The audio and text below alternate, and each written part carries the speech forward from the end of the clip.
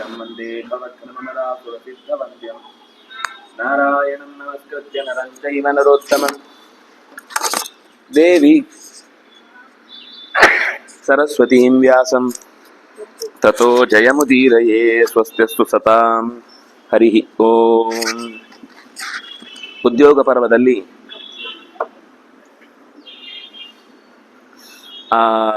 ಸೇನೋದ್ಯೋಗ ವಿಷಯವನ್ನು ಹೇಳ್ತಾ ಭಗವದ್ಧ್ಯಾನ ಪರ್ವ ಆಯಿತು. ಆನಂತರ ರಥ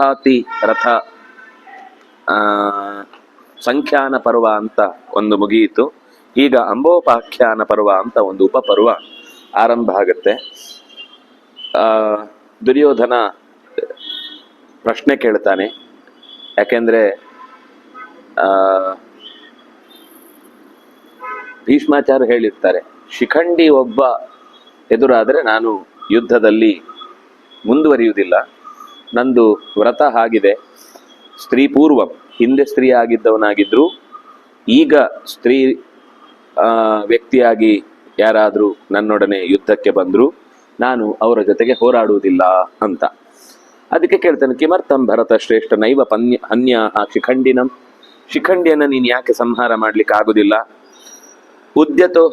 ಉದ್ಯತೇಷು ಅಥೋ ದೃಷ್ಟ ಸಮರೇಶು ಆತತಾಯಿನಂ, ಅವನು ಧನುಸ್ಸೆತ್ತಿ ನಿನಗೆ ಹೊಡಿಲಿಕ್ಕೆ ಬಂದ್ರು ನೀನು ಯುದ್ಧ ಮಾಡಲ್ವಾ? ಹಾಗಂದ್ರೆ ಏನರ್ಥ? ಉದ್ಯತ ಇಶು, ಎತ್ತಿದ ಬಾಣವುಳ್ಳವನನ್ನೂ ಕೂಡ ಹಿಮ್ಮೆಟ್ಟಿಸದಂತೆ ನೀನು ಹಿಂದೆ ಸರಿಯುವ ಆತತಾಯಿಗಳು. ನಮಗವರು ಆತತಾಯಿಗಳು, ಶತ್ರುಗಳು ಅಂತಂದ್ಮೇಲೆ ಕೊಲ್ಲಿಕ್ಕೆ ಯೋಗ್ಯರಾದವರು. ಅವರನ್ನು ಕೂಡ ನೀವು ಯಾಕೆ ಕೊಲ್ಲುವುದಿಲ್ಲ?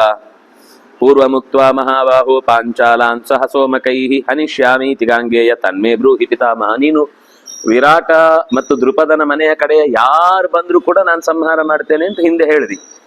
ಇದು ಒಂದು ಮಾತ್ರ ಒಂದು ಏನೋ ಎಕ್ಸ್ಟ್ರಾ ಕ್ಯಾಟಗರಿ ಅಂತ ಇದ್ದಾಗಿ ಇವನನ್ನು ಮಾತ್ರ ಬೇರೆ ಮಾಡಿ ಹೇಳ್ತಾ ಇದ್ದಿ.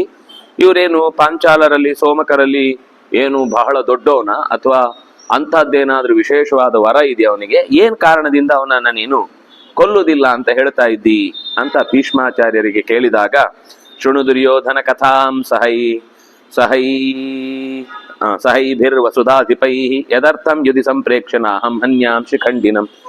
ಇಷ್ಟು ಜನ ವಸುಧಾಧಿಪರೆಲ್ಲ ಯುದ್ಧದಲ್ಲಿ ನನ್ನೊಡನೆ ಹೋರಾಡುವಾಗ ಅವರನ್ನು ಎದುರಿಸ್ತೇನೆ ಅಂತ ಹೇಳಿದ ಮೇಲೂ ಶಿಖಂಡಿಯನ್ನ ನಾನು ಎದುರಿಸ್ತಿಲ್ಲ ಅಂತ ಅನ್ನೋದಕ್ಕೆ ಒಂದು ಕಥೆ ಇದೆ. ಮಹಾರಾಜ ಮಮ ಪಿತಾ ಶಂತನುರ್ಲೋಕ ವಿಶ್ರುತ. ಕೇಳಿಸ್ತಿಲ್ವಾ ಅಂತ. ನನ್ನ ಅಪ್ಪ ಯಾರು ಶಂತನು, ಅವನು ಅತ್ಯಂತ ದೊಡ್ಡ ಮನೆತನದಲ್ಲಿ ಬಂದವನು ಅಂತ ಕೇವಲ ಆ ಅಂಶದಲ್ಲಿ ಮಾತ್ರ ಪ್ರಸಿದ್ಧ ಅಲ್ಲ, ನಿಜವಾಗಿಯೂ ಕೂಡ ಜನರಿಗೆ, ಲೋಕದ ಜನರಿಗೆ ಅತ್ಯಂತ ಪ್ರೀತಿ ಪಾತ್ರನಾದವನು, ಅತ್ಯಂತ ಹತ್ತಿರದ ಬಂಧು ಎನ್ನುವಂತೆ ಪ್ರಜೆಗಳನ್ನ ನೋಡಿಕೊಂಡವನು ನಮ್ಮಪ್ಪ ಶಂತನು. ದಿಷ್ಟಾಂತಂ ಆಪಧರ್ಮಾತ್ಮ ಸಮಯೇ ಭರತ ಋಷಭ. ಒಂದು ದಿವಸವೂ ಕೂಡ ತನಗ ಇಂಥದ್ದು ಬೇಕು ಅಂತ ವ್ಯಕ್ತಿಗತವಾಗಿ ಆಸೆ ಪಟ್ಟವನೇ ಅಲ್ಲ. ಏನಾದ್ರೂ ಕೂಡ ದೇವರು ಕೊಟ್ಟದ್ದು ನನಗುಂಟು, ದೇವರು ಕೊಟ್ಟದ್ದನ್ನು ಬಿಟ್ಟು ನಾನೇನು ಬಯಸಲ್ಲ ಅಂತ ಬದುಕಿದವನು ಅವನು. ಧರ್ಮಾತ್ಮ, ಯಾವತ್ತೂ ಕೂಡ ಧರ್ಮದ ನಡವಳಿಕೆಯಿಂದ ಚಟುವಟಿಕೆಯಿಂದ ಹೊರಗೆ ಹೋದವನಲ್ಲ. ಆದ್ರಿಂದಾಗಿ ಅಂಥವನ ಬದುಕಿನ ಹಿನ್ನೆಲೆ ಒಂದು ವಿಚಿತ್ರವಾಗಿ ನನ್ನ ಒಡನಾಟದಲ್ಲಿ ನಡೀತು. ತೋಹಂ ಭರತ ಶ್ರೇಷ್ಠ ಪ್ರತಿಜ್ಞಾಂ ಪರಿಪಾಲಯನ್ ಚಿತ್ರಾಂಗದಂ ಭ್ರಾತರಂ ವೈ ಮಹಾರಾಜ್ಯೇಭ್ಯ ಶೇಚಯಂ. ನನ್ನ ಅಪ್ಪನಿಗೆ ಕೊಟ್ಟಂತಹ ಒಂದು ಮಾತಿತ್ತು. ಅವನಿಗೆ ವಿವಾಹ ಮಾಡಿಕೊಡುವಂತಹ ಪ್ರಸಂಗ ಬಂದಾಗ, ಯಾವಾಗ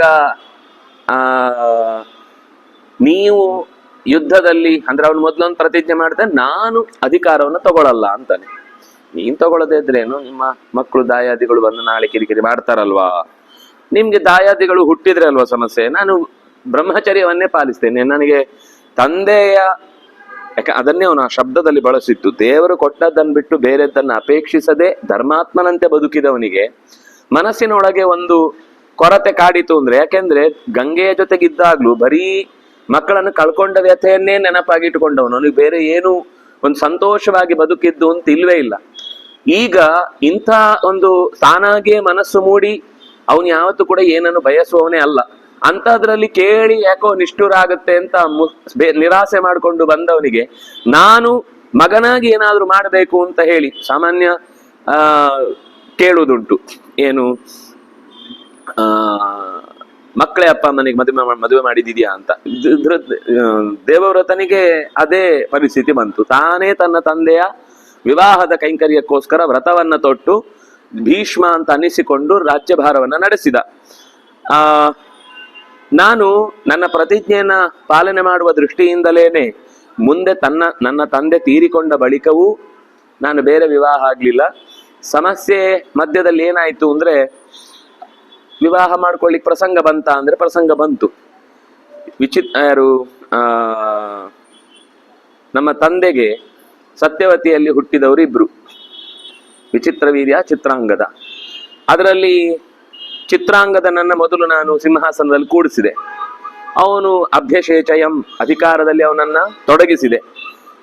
ಅವನು ಉದ್ಯತೇಶು ಮಥೋ ದೃಷ್ಟ ಪ್ರತಿಯುದ್ಧಂತ ಮಾಹವೇ ಲೋಕಸ್ಥಂ ವೇದ ಯದಹಂ ಪಿತುಪ್ರಿಯ ಚಿಕೀರ್ಷಯ ಪ್ರಾಪ್ತಂ ರಾಜ್ಯಂ ಪರಿತ್ಯಜ್ಯ ಚಿತ್ರಾಂಗದಂ ಭ್ರಾತರಂ ವೈ ಮಹಾರಾಜ್ ರಾಜ್ಯೇ ಅಭ್ಯಶೇಚಯಂ ತಸ್ಮಿಶ್ಚ ನಿಧನಂ ಪ್ರಾಪ್ತೆ ಸತ್ಯವತ್ಯ ಮತೆ ಸ್ಥಿತಃ. ಅವನು ತೀರಿಕೊಂಡ. ತನ್ನದೇ ಹೆಸರಿನ ಒಬ್ಬ ಗಂಧರ್ವನ ಜೊತೆಗೆ ಹೋರಾಡ್ಲಿಕ್ಕೆ ಹೋಗಿ ನಿಧನಂ ಪ್ರಾಪ್ತೆ, ಅವನು ಪ್ರಾಣವನ್ನ ಕಳ್ಕೊಂಡ ಬಳಿಕ ವಿಚಿತ್ರ ವೀರ್ಯನನ್ನ ಮತ್ತೆ ರಾಜ್ಯದಲ್ಲಿ ಇರಿಸಿ, ಅವನು ಎರಡನೇ ಅವನನ್ನ ಸಿಂಹಾಸನದಲ್ಲಿ ಇರಿಸಿದೆ. ನಾನು ಅಧಿಕಾರ ಯಾವತ್ತೂ ಕೂಡ ಪಡ್ಕೊಳ್ಬಾರದು ಅನ್ನುವ ದೃಷ್ಟಿಯಿಂದ, ನಾನು ಯಾವತ್ತೂ ಕೂಡ ರಾಜ್ಯವನ್ನ ಹೊಂದುವ ಅಪೇಕ್ಷೆಯನ್ನ ಹೊಂದಿಲ್ಲ ಅನ್ನುವ ಕಾರಣಕ್ಕೋಸ್ಕರ ಹೊರಗೆ ನಿಂತೆ. ತಸ್ಯ ದಾರಿಕಾಯಾಂ ದಾರಕ್ರಿಯಾಂ ತಾತ ಚಕೀರ್ಷುರಹಮಪ್ಯುತ. ಅಷ್ಟರಲ್ಲಿ ಏನಾಯ್ತು ಅಂದ್ರೆ, ಈ ಚಿತ್ರಾಂಗದ ತೀರ್ಕೊಂಡ ಮೇಲೆ ವಿಚಿತ್ರ ವೀರ್ಯನಿಗೆ ಏನು ತಾನೇ ಹೋಗಿ ಏನೋ ಒಂದು ಮುಂದುವರಿಬೇಕು ಅನ್ನುವ ಭಾವನೆ ಕಾಣಲಿಲ್ಲ. ಅರಮನೆಯಲ್ಲೇ ಇರ್ತಿದ್ದ, ಏನೋ ಮಾಡ್ತಿದ್ದ, ಏನೋ ಕೇಳ್ತಿದ್ದ. ನಾನೇ ಕೊನೆಗೆ ಹಠ ಮಾಡಿ ಅವನಿಗೊಂದು ಮದುವೆ ಮಾಡಬೇಕು ಅಂತ ಯೋಚನೆ ಮಾಡಿದೆ. ಅವನಾಗಿ ಅದರ ಬಗ್ಗೆ ಆಸಕ್ತಿಯನ್ನ ತೋರ್ಲಿಲ್ಲ. ಕೊನೆಗೆ ತಥಾಶ್ರೌಷಂ ಮಹಾಬಾಹೋ ತಿಸ್ರಃ ಕನ್ಯಾ ಸ್ವಯಂಬರೇ, ನಾನೇ ಕುಲದ ಉದ್ಧಾರಕ್ಕೋಸ್ಕರ ಅನುರೂಪವಾದ ಹುಡುಗಿಯನ್ನ ಕರೆತರಬೇಕು ಅಂತ ಮನಸ್ಸಿಟ್ಟೆ. ಅಷ್ಟಕ್ಕೆ ಸರಿಯಾಗಿ ನನ್ನ ಕಿವಿಗೊಂದು ಸುದ್ದಿ ಬಿತ್ತು. ಕಾಶಿ ದೇಶದ ರಾಜನ 3 ಮಕ್ಕಳು ಸ್ವಯಂವರಕ್ಕಾಗಿ ಸಿದ್ಧರಾಗಿದ್ದಾರೆ ಅಂತ. ರೂಪೇಣ ಪ್ರತಿಮಾ ಸರ್ವಾಹ, ಎಲ್ಲರೂ ಕೂಡ ರೂಪದಲ್ಲಿ ಅತ್ಯಂತ ಲೋಕದಲ್ಲಿ ಅತ್ಯಂತ ಎತ್ತರದವರು ಅಂತ ಅನ್ನುವ ಮಾತನ್ನ ಕೇಳಿ, ಅಂಬಾಂ ಚೈವಾಂಬಿಕಾಂ ಚೈವ ತಥೈವಾಂಬಾಲಿಕಾಮಪಿ ರಾಜಾನಶ್ಚಾಪಿ ಮಹಾಸಮಾಸು ಸಮಾಹೂತಾಃ ಪೃಥಿವ್ಯಾ ಭರತರ್ಷಭ. ಯಾರವರು? ರೂಪೇಣ ಅಪ್ರತಿಮಾ, ರೂಪದಲ್ಲಿ ಆ ಕಾಲದಲ್ಲಿ ಅವರನ್ನ ಹೋಲುವ ಮತ್ತೊಬ್ಬ ಸುಂದರಿ ಇಲ್ಲ ಅನ್ನುವಷ್ಟು ಚಂದದ ಹುಡುಗಿಯರನ್ನ, ಕಾಶಿರಾಜನ ಮಕ್ಕಳನ್ನ ನಾನು ಸ್ವಯಂವರದ ದೃಷ್ಟಿಗಾಗಿ, ಸ್ವಯಂವರದ ಸಿದ್ಧತೆಗಾಗಿ ನಿಂತಿದ್ದಾರೆ ಅಂತ ತಿಳಿದೆ. ಒಬ್ಬಳು ಅಂಬಾ, ಎರಡನೇವಳು ಅಂಬಿಕಾ, ಮೂರನೇವಳು ಅಂಬಾಲಿಕಾ. ಎಲ್ಲ ರಾಜರು ಕೂಡ ಆ ಕಾಲದಲ್ಲಿ ಆ ವಿವಾಹಕ್ಕೆ ಕರೆಯಲ್ಪಟ್ಟಿದ್ದರು. ಅವರೇ ಬಯಸಿದಂತೆ ಆ ಯುದ್ಧದಲ್ಲಿ ಯಾರು ಬೇಕೋ ಅವರನ್ನ ಪಡ್ಕೊಳ್ಳುವ ಹಾಗಿತ್ತು.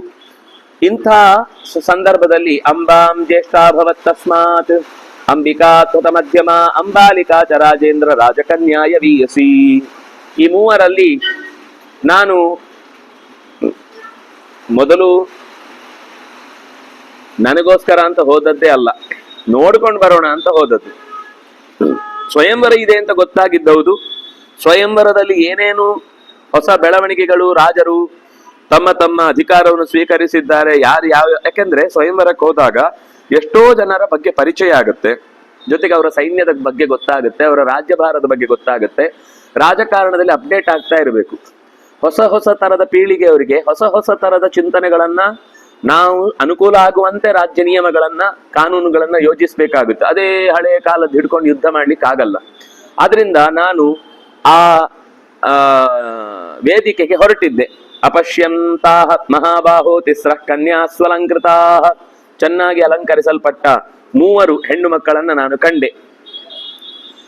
ಆಮೇಲೆ ರಾಜರು ಕೂಡ ಎಲ್ಲರೂ ಕೂಡ ಮುಗಿಬಿದ್ದವರನ್ನೂ ನೋಡಿದೆ. ಇದರಲ್ಲಿ ಅಲ್ಲಿ ಹೇಳಿದ ಕಥೆಯ ವಿವರಣೆ ಇಲ್ಲ. ಮುದುಕ ಇವನ್ಯಾಕೆ ಬಂದ ಅಂತೆಲ್ಲ ಅವಮಾನ ಮಾಡಿದ ಕಥೆಯನ್ನೇನು ಹೇಳಲಿಲ್ಲ. ಅಂದ್ರೆ ಅಲ್ಲಿ ತನ್ನ ಹೆಗ್ಗಳಿಕೆಯನ್ನು ಏನು ಹೇಳ್ಕೊಳ್ಳಿಲ್ಲ ಭೀಷ್ಮ. ತನ್ನ ಹೇಳ್ಕೊಳ್ಳುವಾಗ ಕೇವಲ ಕಥೆಯ ದೃಷ್ಟಿಯಿಂದ ಯಾವ್ದು ಅಗತ್ಯ ಇತ್ತೋ ಅದನ್ನು ಮಾತ್ರ ಹೇಳ್ತಾ ಇದ್ದಾನೆ. ಅಲ್ಲಿ ರಾಜರೆಲ್ಲರೂ ಕೂಡ ಒಟ್ಟಿಗೆ ಆ ಸ್ವಯಂವರಕ್ಕಾಗಿ ಭಾಗವಹಿಸ್ತಾ ಇದ್ದಾರೆ ಅಂತ ಗೊತ್ತಾದಾಗ ನಾನೇನ್ ಮಾಡಿದೆ ಅಂದ್ರೆ ತಕ್ಷಣವೇ ಆ 3 ಹೆಣ್ಮಕ್ಕಳನ್ನ ರಥಂ ಆರೋಪಯಾಂ ಚಕ್ರೆ, ನನ್ನ ರಥದಲ್ಲಿ ಕೂಡಿಸಿಕೊಂಡೆ. ವೀರ್ಯ ಶುಲ್ಕಾಷ್ಟತಾ ಜ್ಞಾತ್ವಾ ಸಮಾರೋಪ್ಯ ರಥಂ ತದಾ. ಅಲ್ಲಿ ನಿಯಮ ಏನಿತ್ತು ಅಂದ್ರೆ ಯಾರ ತೋಳಿನಲ್ಲಿ ಬಲ ಇದೆಯೋ ಅವರು ಈ ಯುದ್ಧದಲ್ಲಿ ಗೆದ್ದು, ಅಂದ್ರೆ ಎಲ್ಲಾ ಎದುರಾಳಿಗಳು ಯಾರ್ಯಾರು ಇರ್ತಾರೋ ಅವರನ್ನ ಗೆದ್ದು ಕರ್ಕೊಂಡು ಹೋಗ್ಬಹುದು ಅಂತ. ನಾನೇನ್ ಮಾಡಿದೆ ಅಂದ್ರೆ ಮೊದ್ಲು ಅವರನ್ನ ನನ್ನ ರಥದಲ್ಲಿ ಕೂಡಿಸಿಕೊಂಡು ತಾಕತ್ತಿದ್ರೆ ಬಿಡಿಸ್ಕೊಂಡು ಹೋಗಿ ಅಂತ ಹೇಳಿದೆ. ಅಲ್ಲಿ ಯುದ್ಧದ ಕ್ರಮ ಎಲ್ಲರನ್ನ ಸೋಲಿಸಿ ಕರ್ಕೊಂಡು ಬರ್ಬೇಕು ಅಂತ. ನಂಗೆ ನಿಷ್ಠೆ ಇತ್ತು ಕರ್ಕೊಂಡು ಬರ್ತೇನೆ ಅಂತ. ನಾನ್ ರಥದಲ್ಲಿ ಆರೋಪಣೆ ಮಾಡಿ ತಾಕತ್ತಿದ್ರೆ ಬಿಡಿಸ್ಕೊಂಡು ಹೋಗಿ ಅಂತ ನಾನು ಯುದ್ಧಕ್ಕೆ ನಿಂತೆ. ಅವೋಚಂ, ಎಲ್ಲಾ ಪಾರ್ಥಿವರಿಗೂ ಹೇಳಿದ್ದೇನೆ, ನಾನು ಯಾವುದಕ್ಕೂ ನಿಮ್ಮಿಂದ ಕದ್ದು ಮುಚ್ಚಿ ಕರ್ಕೊಂಡು ಹೋಗ್ತಿಲ್ಲ. ನಾನು ಮೊದಲೇ ನಿಶ್ಚಯ ಮಾಡಿ ನಿಮ್ಮ ಮುಂದೆ ಹೇಳ್ತಾ ಇದ್ದೇನೆ. ತೇ ಯತಧ್ವಂ, ಯಾರಿಗೆ ಈ ಹೆಣ್ಣು ಮಕ್ಕಳಲ್ಲಿ ಕರ್ಕೊಂಡು ಹೋಗಬೇಕು, ನಾವು ಇವಳನ್ನ ಮದುವೆ ಆಗಬೇಕು ಅಂತ ಬಯಸ್ತಿರೋ ಅವರು ಶಕ್ತಿಯನ್ನ ಬಳಸಿಕೊಂಡು ಸರ್ವೇ ಮೋಕ್ಷಾಯ ಪಾರ್ಥಿವಾಹ, ಇವರ ಬಿಡುಗಡೆಗಾಗಿ ಎಲ್ಲಾ ರಾಜರು ಒಟ್ಟಿಗೆ ಬನ್ನಿ, ಆಯುಧ ಹಿಡ್ಕೊಂಡು ಬನ್ನಿ, ಆಯುಧ ಬಿಟ್ಟು ಬನ್ನಿ, ಯಾವ ಆಯುಧವನ್ನಾದ್ರೂ ಬನ್ನಿ, ಒಟ್ಟಿಗೆ ಬನ್ನಿ, ಒಬ್ಬೊಬ್ರೇ ಬನ್ನಿ, ಬಿಟ್ಟು ಬನ್ನಿ, ಏನಾದ್ರೂ ಬನ್ನಿ. ಆದ್ರೆ ನಾನು ಇವರನ್ನ ಕರ್ಕೊಂಡು ಹೋಗ್ತೇನೆ ಅನ್ನೋದು ನಿಶ್ಚಯ. ತತಸ್ಥೆ ಪೃಥಿವೀಪಾಲಾಹ, ಒಟ್ಟಿಗೆ ಬಿದ್ರು ನನ್ನ ಮೇಲೆ. ಸಮುತ್ಪೇತು ಉದಾಯುಧಾಹ, ಒಟ್ಟಿಗೆ ಅಷ್ಟೂ ಜನ ರಾಜರು ನನ್ನ ಮೇಲೆ ಮುಗಿಬಿದ್ದಾಗ ಯೋಗೋ ಯೋಗ ಇತಿ ಕ್ರುದ್ಧಾಹ ಸಾರಥೀನಭ್ಯಚೋದಯನ್, ತಮ್ಮ ಸಾರಥಿಗಳಿಂದ ಕೂಡಿಕೊಂಡು ನನ್ನ ಮೇಲೆ ಗರ್ಜನೆ ಮಾಡ್ತಾ, ಕೆಲವರು ಗಜಯೋಧಿನಃ, ಕೆಲವರು ಅಶ್ವಯೋಧಿನಃ, ಕೆಲವರು ರಥಯೋಧಿನಃ, ಕೆಲವರು ಕಾಳಾಳುಗಳು, ಎಲ್ಲರೂ ಒಟ್ಟಿಗೆ ನನ್ನ ಮೇಲೆ ಬಂದ್ರೆ ನಾನು ಅವರ ಗುಂಪಿನಿಂದ ಹೊರಕ್ಕೆ ಬಂದೆ ತಪ್ಪಿಸಿಕೊಂಡು. ನನ್ನನ್ನು ಅಟ್ಟಿಸಿಕೊಂಡು ಬಹಳ ದೂರದ ತನಕ ಬಂದ್ರು. ಅಟ್ಟಿಸಿಕೊಂಡು ಹೋಗುವಾಗ ಅವ್ರು ಅನ್ಕೊಂಡ್ರು ನಾನು ಓಡ್ತಾ ಇದ್ದೇನೆ ಅಂತ. ಆದ್ರೆ ನಾನು ಓಡಿದ್ದಲ್ಲ. ರಥೌರಾತೇನ ಮಹತಾ ಸರ್ವತಃ ಪರ್ಯವಾರಯನ್, ಓಡ್ತಾನೆ ಪ್ರತಿಯೊಬ್ಬರನ್ನು ಒಬ್ಬೊಬ್ಬರನ್ನೇ ಖಾಲಿ ಮಾಡ್ಕೊಂಡು ನಾನು ಮುಂದಕ್ಕೆ ಹೋಗ್ತಾ ಇದ್ದೆ. ಸರ್ವಾನ್ ನೃಪಾನ್ ಅಪ್ಯಜಯಂ, ಯಾರನ್ನೂ ತಪ್ಪಿಸಿಕೊಂಡು ಓಡ್ಲಿಲ್ಲ, ಪ್ರತಿಯೊಬ್ಬ ರಾಜನನ್ನು ಸೋಲಿಸಿದ್ದೇನೆ. ದೇವರಾಡಿವ ದಾನವಾನ್, ಹೇಗೆ ಇಂದ್ರ ದೇವತೆಗಳು ದೈತ್ಯರನ್ನು ಸೋಲಿಸ್ತಾರೋ ಹಾಗೇ ಸೋಲಿಸಿ ನಗುತ್ತಲೇ, ಅಂದ್ರೆ ಕಷ್ಟಪಟ್ಟು ಹಣೆಗಂಟಿಕ್ಕಿಕೊಂಡು ಹಲ್ಲು ಕಚ್ಚಿಕೊಂಡು ನಾನು ಯುದ್ಧ ಮಾಡಲಿಲ್ಲ. ಅನಾಯಾಸವಾಗಿ ಅವರನ್ನ ಅತ್ಯಂತ ಸಲೀಸಾಗಿ ಸೋಲಿಸಿದೆ.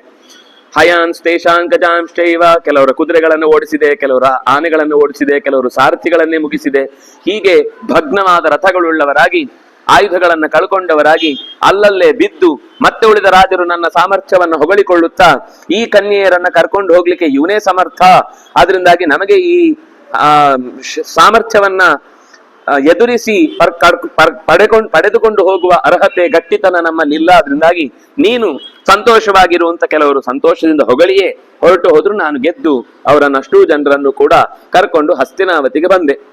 ತಚ್ಚ ಕರ್ಮ ಮಹಾಬಾಹೋ ಸತ್ಯವತ್ಯೈ ನಿವೇದಯಂ, ನಾನೇನು ಮಾಡಲಿಲ್ಲ, ಸೀದಾ ಬಂದು ಸತ್ಯವತಿಗೆ ಅಂದ್ರೆ ಅಮ್ಮನಿಗೆ ಬಂದು ಹೇಳಿದೆ, ಹೀಗೀಗಾಯ್ತು. ಭ್ರಾತುರರ್ಥಾಯ, ನಾನು ಸಂಕಲ್ಪ ಮಾಡಿದ್ದೆ ತಮ್ಮನಿಗೋಸ್ಕರ ಹೆಣ್ಣನ್ನು ಹುಡುಕಿಕೊಂಡು ಬರ್ತೇನೆ ಅಂತ. ಕನ್ಯಾವೈ ಭ್ರಾತುರರ್ಥಾಯ, ಕನ್ಯೆಯರನ್ನ ನನ್ನ ತಮ್ಮನಿಗೋಸ್ಕರ ಕರ್ಕೊಂಡು ಬರ್ತೇನೆ ಅಂತ ಕರ್ಕೊಂಡು ಬಂದಿದ್ದೆ. ತಥೋಹಂ ಭರತ ಶ್ರೇಷ್ಠ ಮಾತರಂ ವೀರ ಮಾತರಂ, ವೀರ ಮಕ್ಕಳ ತಾಯಿ ಆಗಿಬೇಕು ಅಂತ ಬಯಸಿ ಪಡೆದಂತಹ ತಾಯಿಯವಳು.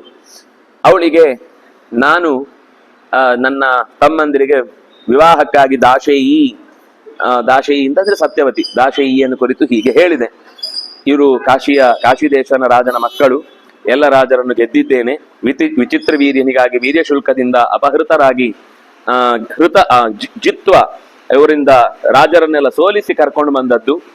ಆಗ ತಾಯಿ ಮಗುವಿನ ಅಂದ್ರೆ ಭೀಷ್ಮನ ತಲೆಯ ನೆತ್ತಿಯನ್ನ ಮೂಸಿ ಕಣ್ಣಿನಲ್ಲಿ ಗಳಗಳ ಅಂತ ನೀರು ಹಾಕಿ, ಇಷ್ಟು ತನಗೆ ಅಧಿಕಾರವನ್ನ ಪಡೆಯುವ ಅವಕಾಶ ಇದ್ದಾಗಲೂ ಹೇಗಿದ್ರು ಇನ್ನು ತಮ್ಮನಿಗೆ ವಿವಾಹ ಆಗಿಲ್ಲ, ಅವನಿಗೆ ಆಸಕ್ತಿ ಇಲ್ಲ, ನಾನೇ ರಾಜ್ಯಭಾರ ಮಾಡ್ಬೋದು ಅಂತ ಎಷ್ಟೋ ಜನ ಕಾಯ್ತಾ ಇರ್ತಾರೆ. ಒಂದು ಅರಮನೆಯ ವ್ಯವಸ್ಥೆಯಲ್ಲಿ ಯಾರಾದ್ರೂ ಕೈ ಸೋತ್ರು, ಅವರಿಗೆ ಬಲ ಇಲ್ಲ, ಸಪೋರ್ಟ್ ಇಲ್ಲ ಅಂತ ಆದಾಗಲೆಲ್ಲ ನಮ್ಮ ಒಂದಿಷ್ಟು MLA-ಗಳನ್ನು ಒಟ್ಟಾಕಿ ನಾವು ಮುಖ್ಯಮಂತ್ರಿಯ ಪದವಿಗೆ ಅರ್ಹರಾಗಿದ್ದೇವೆ ಅಂತ ಅಹವಾಲು ಸಲ್ಲಿಸ್ಲಿಕ್ಕೆ ಹೈಕಮಾಂಡ್ ಹತ್ರ ಓಡ್ತಾ ಇರ್ತಾರೆ. ಆದ್ರೆ ಇಲ್ಲಿ ಇಷ್ಟು ಅವಕಾಶ ಇದ್ದಾಗಲೂ ಇವನು ಅಧಿಕಾರಕ್ಕಾಗಿ ಸ್ವಲ್ಪವೂ ಕೂಡ ತಲೆ ಕೆಡಿಸಿಕೊಳ್ತಾ ಇಲ್ಲ ಅಂತ ಗೊತ್ತಾಗಿ ತಾಯಿ ಕಣ್ಣೀರು ಹಾಕಿದ್ಲು. ಎಂಥ ಮಗನಪ್ಪ ನೀನು, ತಂದೆ ಇಲ್ಲ, ಕೇಳೋರಿಲ್ಲ, ನಾನು ಕೂಡ ಒಪ್ಪಿಗೆ ಕೊಡ್ತೇನೆ ನೀನ್ ರಾಜ್ಯಭಾರ ಮಾಡ್ತೀ ಅಂದ್ರೆ, ಆದ್ರೂ ತನ್ನ ಮಾತಿಗೆ ಬದ್ಧನಾಗಿ ನೀನು ಈ ರೀತಿ ನಡ್ಕೊಂಡದ್ದನ್ನು ನೋಡಿ ಭೀಷ್ಮತ್ವಮಸಿ ಧರ್ಮಜ್ಞ ಸರ್ವಶಾಸ್ತ್ರ ವಿಶಾರದ ಶುತ್ವಾಚ ವಚನಂ ಧರ್ಮ್ಯಂ ಮಹ್ಯಂ ಕರ್ತುಮಿಹಾರ್ಹಸಿ.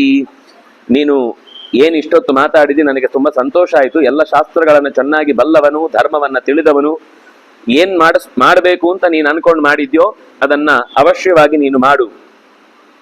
ಅಷ್ಟೊತ್ತಿಗೆ ಆ ಕಾಶಿಪತಿಯ ಮಗಳಾದಂತಹ ಜ್ಯೇಷ್ಠ ಸ್ವಲ್ಪ ನಾಚಿಕೆಯಿಂದ ಎದುರು ಬಂದು ಹೇಳ್ತಾಳೆ, ಭೀಷ್ಮ, ನನ್ನದೊಂದು ಕೋರಿಕೆ ಇದೆ.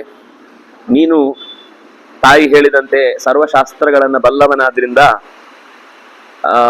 ನನ್ನ ಕೆಲವು ಮಾತುಗಳನ್ನು ಕೇಳಿಸಿಕೊಂಡು ನಿನಗೆ ಆಮೇಲೆ ಏನ್ ಮಾಡ್ಬೇಕು ಅನ್ಸುತ್ತೋ ಹಾಗೆ ಮಾಡು. ಮಯ ಸಾಲ್ವಪತಿ ಪೂರ್ವ ಮನಸ ಅಭಿವೃತೋ ವರಹ.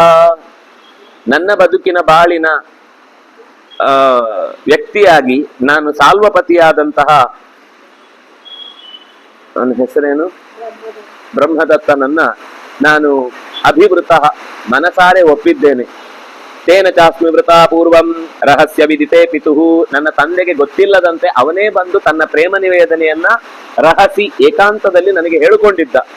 ಹಾಗಾಗಿ ನಾನು ಕೂಡ ನೀನು ಅವತ್ತು ಬಾ, ನಾನ್ ಮಾಲೆ ತಗೊಂಡ್ ಬಂದು ಸೀದಾ ನಿನಗೆ ಹಾಕ್ತೇನೆ. ನಾನು ಯಾರನ್ನು ಕೂಡ ಇವ್ರು ಯಾರು ಏನು ಅಂತ ಕೇಳಲಿಕ್ಕೆ ಹೋಗುದಿಲ್ಲ. ನೀನ್ ಅವತ್ತು ಸಭೆಯಲ್ಲಿ ಇದ್ರೆ ಆಯ್ತು, ಬರ್ಬೇಕಷ್ಟೇ. ನೀನ್ ಸಭೆಗೆ ಬರದೇ ಇದ್ರೆ ಹುಡ್ಕೊಂಡು ಬರ್ಲಿಕ್ಕೆ ಆಗಲ್ಲ. ನನಗೆ ಅವತ್ತು ಅವಕಾಶ ಕೊಟ್ಟಿರುವುದು ಸಭೆಯಲ್ಲಿ ಯಾರು ನಿಮಗೆ ಬಯಸಿ ವೀದ್ಯ ಶುಲ್ಕದಿಂದ ಗಟ್ಟಿಗರು ಅಂತಿದ್ದಾರೋ ಅಂಥವರನ್ನ ವಿವಾಹ ಆಗಬೇಕು ಅಂತ. ಹಾಗಾಗಿ ಅವನು ನನಗೆ ರಹಸ್ಯದಲ್ಲಿ ಹೇಳಿದ ಸಂಗತಿಯನ್ನು ಮನಸ್ಸಲ್ಲಿಟ್ಕೊಂಡು ನಾನು ಮೊದಲೇ ನನ್ನ ಮನಸ್ಸನ್ನ ಸಾಲ್ವಪತಿಗೆ ಕೊಟ್ಟಿದ್ದೆ. ಕಥಂ ಮಾಂ ಅನ್ಯಕಾಮಾಂ ತ್ವಂ ರಾಜಧರ್ಮ ಮತೀತ್ಯವೈ ವಾಸಯೇತಾ ಗೃಹೇ ಭೀಷ್ಮ ಕೌರವ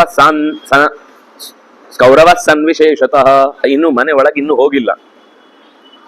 ಅವಳು ಹೇಳ್ತಾಳೆ, ಬೇರೆಯವರನ್ನ ಈಗಾಗಲೇ ಮನಸ್ಸಿನಲ್ಲಿ ಇಟ್ಟುಕೊಂಡಂತಹ ಈ ಹೆಣ್ಣನ್ನ ರಾಜಧರ್ಮವನ್ನ ಚೆನ್ನಾಗಿ ತಿಳಿದವನಾಗಿ ಅದನ್ನ ಮೀರಿ ಹೇಗೆ ನೀನು ಬೇರೆ ಹೆಣ್ಣನ್ನ ನಿನ್ನ ಮನೆಯ ಹೊಸ್ತಿಲನ್ನ ದಾಟಿಸಿ ಒಳಗೆ ಕರೆಸಿಕೊಳ್ತಿ.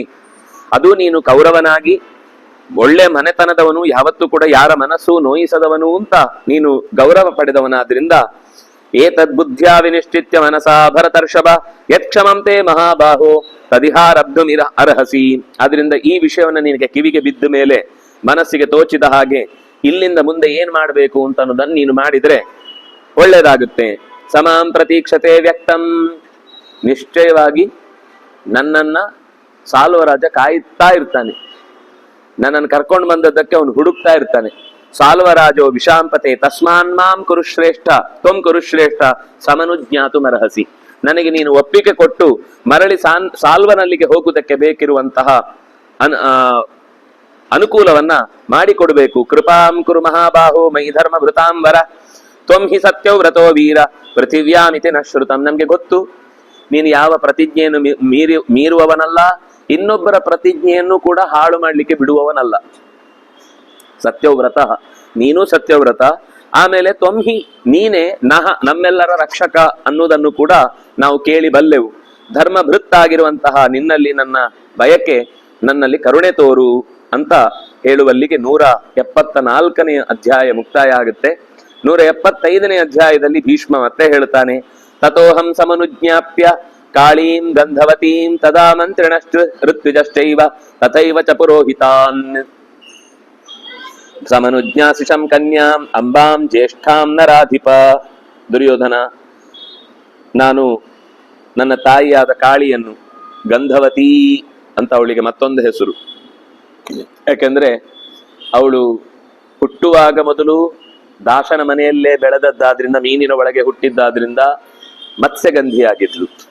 ಆಮೇಲೆ ಯೋಜನಗಂಧಿಯಾಗಿ ಅವಳು ಹೋದ ಒಂದು ಗವ್ಯೂತಿಯಷ್ಟು ದೂರದವರೆಗೆ ಒಳ್ಳೆಯ ಪರಿಮಳ ಬರ್ತಿತ್ತು. ಆದ್ರಿಂದ ಅವಳನ್ನ ಗಂಧವತಿ ಅಂತಾನೆ ಕರಿತಾ ಇದ್ರು. ಎಷ್ಟೋ ದೂರಕ್ಕೆ ಇವಳು ಬಂದ್ರೆ ರಾಣಿ ಬಂದಿದ್ದಾಳೆ ಅಂತ ಗೊತ್ತಾಗ್ತಿತ್ತು. ಪರಾಶರರ ವರದಿಂದಾಗಿ ಗಂಧವತಿ ಆಗಿದ್ಲು. ನಾನು ಅವಳನ್ನು ಕೇಳದೆ. ಮಂತ್ರಿಣಶ್ಚ ಋತ್ವಿಜಶ್ಚೈವ, ಮಂತ್ರಿಗಳು ಅಲ್ಲೇ ಇದ್ರು, ಅವರಿಗೆಲ್ಲರಿಗೂ ನಡೆದ ವಿಷಯವನ್ನು ಹೇಳದೆ. ಋತ್ವಿಜರು ಧರ್ಮಶಾಸ್ತ್ರಗಳನ್ನ ಬಲ್ಲವರು, ಅವರನ್ನು ಕೂಡ ಎದುರುಗಡೆ ಇಟ್ಟುಕೊಂಡೇ ಮೀಟಿಂಗ್ ಮಾಡಿದ್. ನಾನೇ ಡಿಸೈಡ್ ಮಾಡಿ ಹೌದಾ ಹಾಗಾದ್ರೆ ಹೋಗು ಅಂತ ಯಾರಿಗೂ ಗೊತ್ತಿಲ್ಲದಾಗೆ ಹೇಳಿದ್ದಲ್ಲ.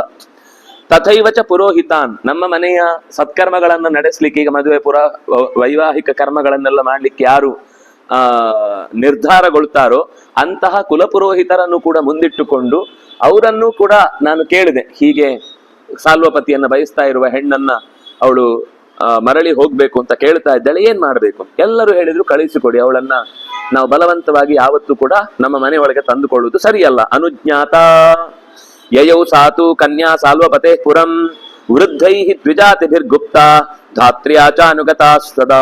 ಎಷ್ಟು ಚೆನ್ನಾಗಿದೆ ಅಂದ್ರೆ, ವೃದ್ಧೆಯರಾದ ಹೆಣ್ಣು ಮಕ್ಕಳು, ತಿಳಿದಂತಹ ಋತ್ವಿಜರು ಮತ್ತು ಅವಳನ್ನ ನೋಡ್ಕೊಳ್ಳಿಕ್ಕೋಸ್ಕರ ಧಾತ್ರಿಯರು, ಅಂದ್ರೆ ಏನೇ ಹೆಣ್ಣು ಮಕ್ಕಳಿಗೆ ಹೇಳ್ಕೊಳ್ಳಿಕ್ಕೆ ಏನಾದ್ರೂ ಕಷ್ಟ ಬಂದಾಗ ತಕ್ಷಣದಲ್ಲಿ ಅವರಿಗೆ ಸಹಾಯ ಮಾಡ್ಲಿಕ್ಕೆ ಬೇಕಿರುವಂತಹ ಒಂದಷ್ಟು ಜನ ಹೆಣ್ಣು ಮಕ್ಕಳು, ಸಖಿಯರು ಅಂತಾನು ಇಟ್ಕೊಳ್ಬಹುದು. ಅವರನ್ನೆಲ್ಲರನ್ನೂ ಸೇರಿಸಿ ನಾನು ರಥ ಕೊಟ್ಟು ರಥದಲ್ಲಿ ಅವರನ್ನ ಕೂಡಿಸಿ ಸಾಲ್ವಪತಿಯ ಮನೆಯ ಕಡೆಗೆ ಸಾಲ್ವಪತೆ ಪುರಂ ಅನುಜ್ಞಾತ ಯಯೌ ಒಪ್ಪಿಗೆ ಪಡೆದು ಇಷ್ಟು ಜನರ ಜೊತೆಗೆ ಅಂದ್ರೆ ಮಧ್ಯದಲ್ಲಿ ಯಾರು ದರ್ಶನ ಮಾಡಿ ಅನ್ಯಾಯ ಮಾಡಬಾರದಲ್ಲ ಅವಳಿಗೆ, ಅದಕ್ಕೋಸ್ಕರ ಅನುಕೂಲವನ್ನ ಮಾಡಿಕೊಟ್ಟು ಕಳುಹಿಸಲಾಯಿತು. ಅವಳು ಸೀದಾ ಹೋದ್ಲು. ಅತೀತ್ಯ ಚ ತಮಧ್ವಾನಂ, ಆ ದಾರಿಯನ್ನ ದಾಟಿ ಆಸಸಾದ ನರಾಧಿಪಂ, ಆ ಸಾಲ್ವಪತಿಯನ್ನ ಹೋಗಿ ಭೇಟಿಯಾದ್ಲು. ಸಾ ತಂ ಆಸಾದ್ಯ ರಾಜಾನಂ ಸಾಲ್ವಂ ವಚನಮಬ್ರವೀತ್, ಹೋಗಿ ಮಾತನಾಡಿದ್ಲು. ಆಗತಾಹಂ ಮಹಾಬಾಹೋ ತ್ವಾಮುದ್ದಿಶ್ಯ ಮಹಾಮತೆ ಅಭಿನಂದಸ್ವ ಮಾಂ ರಾಜನ್ ಸದಾ ಪ್ರಿಯ ಹಿತೇ ರತಾ. ನಿನ್ನ ಹಿತದಲ್ಲಿಯೇ ಯಾವಾಗಲೂ ಮನಸ್ಸಿಟ್ಟಿರುವ ನನ್ನನ್ನ ಅಭಿನಂದಿಸಿ, ನಿನ್ನ ಉದ್ದೇಶದಿಂದಲೇ ತ್ವಾಮುದ್ದಿಶ್ಯ, ನಿನ್ನನ್ನ ಬಯಸಿಯೇ ನಾನು ಇಲ್ಲಿ ತನಕ ಬಂದಿದ್ದೇನೆ, ಆದ್ರಿಂದಾಗಿ ನಿನಗೆ ಮರಳಿ ನಾನು ಸಿಗ್ತಾ ಇದ್ದೇನೆ ಎನ್ನುವ ಸಂತೋಷಕ್ಕಾಗಿ ನೀನು ಈಗ ನನ್ನನ್ನು ಸ್ವೀಕರಿಸಬೇಕು. ಪ್ರತಿಪಾದಯ ಮಾಂ ರಾಜನ್ ಧರ್ಮಾದೀಂಶ್ಚರ ಧರ್ಮತಃ ತ್ವಂ ಹಿಮೆ ಮನಸಾಧ್ಯಾತಃ ತ್ವಯಾ ಚಾಪ್ಯುಪಮಂತ್ರಿತ. ಮೊದಲೇ ಗುಟ್ಟಾಗಿ ನಾವಿಬ್ಬರು ಮಾತನಾಡಿಕೊಂಡಂತೆ ನನ್ನ ಮನಸ್ಸನ್ನು ನಿನಗೆ ಕೊಟ್ಟಿದ್ದೇನೆ, ನೀನು ನನ್ನ ಮನಸ್ಸಿನಲ್ಲಿ ನಿರಂತರ ಇದ್ದಿ, ಆದ್ರಿಂದಾಗಿ ನನಗೆ ಧರ್ಮದಲ್ಲಿ ನಡೆಯುವುದಕ್ಕೆ, ನಿನ್ನ ಜೊತೆಗೆ ಹೆಜ್ಜೆ ಇಡುವುದಕ್ಕೆ ಅವಕಾಶ ಕೊಡು. ಇಬ್ಬರೂ ಸೇರಿ ಧರ್ಮವನ್ನ ಆಚರಣೆ ಮಾಡೋಣ. ಧರ್ಮಾದೀಂಚರ ಧರ್ಮತಃ, ನಾವು ಗಾರ್ಹಸ್ಥ್ಯ ಧರ್ಮದಲ್ಲಿ ಏನೆಲ್ಲ ಕರ್ತವ್ಯವನ್ನು ಮಾಡಬಹುದೋ ಅದನ್ನು ನನ್ನೊಂದಿಗೆ ಕೂಡಿ ನೀನು ನಡೆಸು.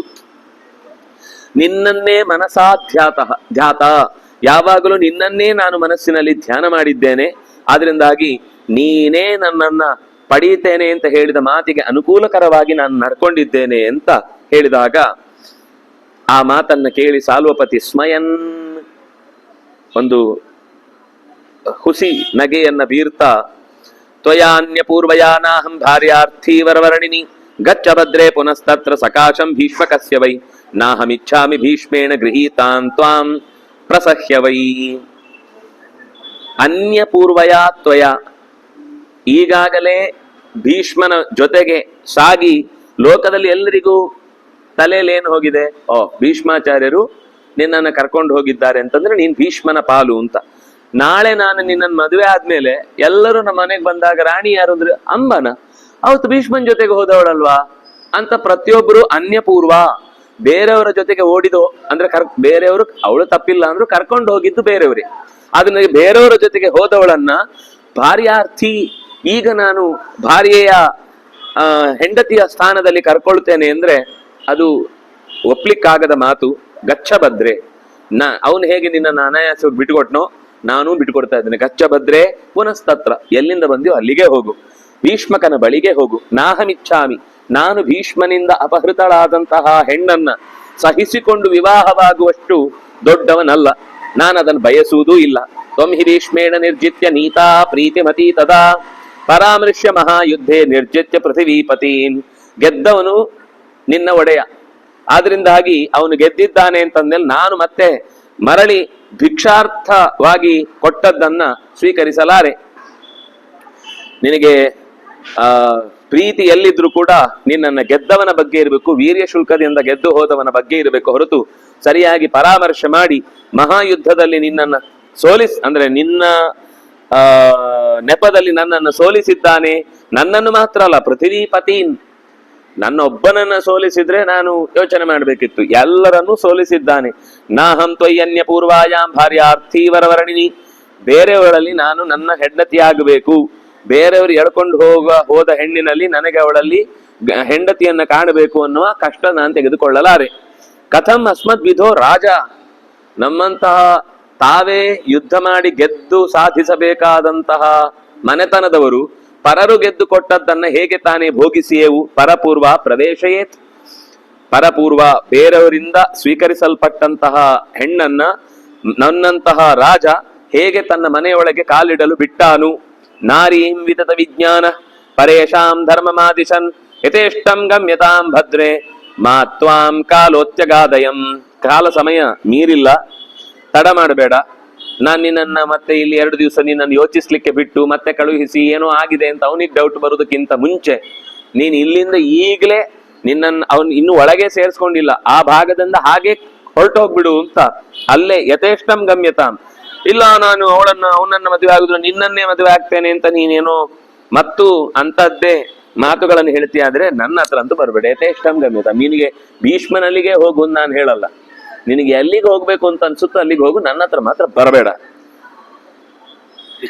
ಕಾಲ ಇನ್ನು ಪೂರ್ತಿ ಅಂದ್ರೆ ಇಲ್ಲಿಗೆ ಬರುವ ಕಾಲ ಮುಗಿದೋಗಿದೆ, ನಿನಗೆ ಏನ್ ಬೇಕೋ ಅದನ್ನ ಆಯ್ದುಕೊಳ್ಳುವ ಕಾಲ ಇನ್ನು ಉಳಿದಿದೆ. ಆದ್ರಿಂದಾಗಿ ಕಾಲ ಅತ್ಯಗಾತಯಂ, ನನ್ನ ಹತ್ರ ಬರಬೇಕಾದ ಕಾಲ ಹೊರಟೋಯ್ತು, ನಿನಗೆ ಎಲ್ಲಿಗೆ ಬೇಕೋ ಅಲ್ಲಿಗೆ ಹೋಗುವ ಕಾಲ ಉಳಿದಿದೆ, ಅಲ್ಲಿಗೆ ಹೋಗು. ಅಂಬಾ ತಮಬ್ರವೀದ್ ರಾಜನ್ ಅನಂಗ ಶರಪೀಡಿತ ನೈವಂ ವದ ಮಹೀಪಾಲ ನೈತದೇವಂ ಕಥಂಚನ.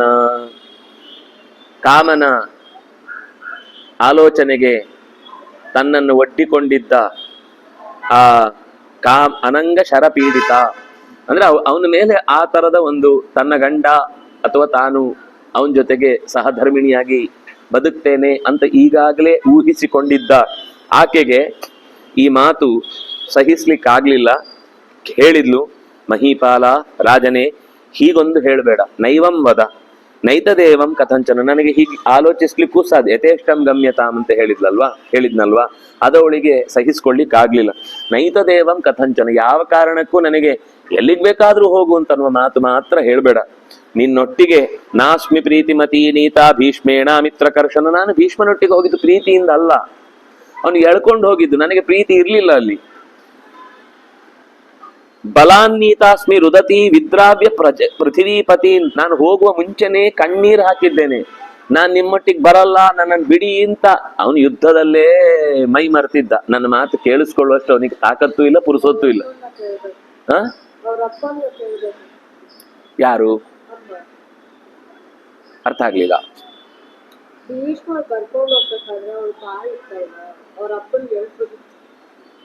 ಅಪ್ಪನಿಗೆ ಗೊತ್ತಿಲ್ಲ ಇದು ಸಾಲ್ವನ ಜೊತೆಗೆ ಹೋಗ್ತೇನೆ ಅಂತ, ಇದು ರಹಸ್ಯದಲ್ಲಾದ ಮಾತು.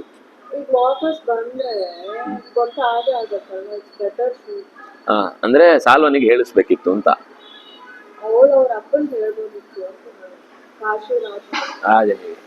ನೋಡು ಅದೇನು ಮುಂದಿದೆ ನೋಡಿ, ಗೊತ್ತಿಲ್ಲ.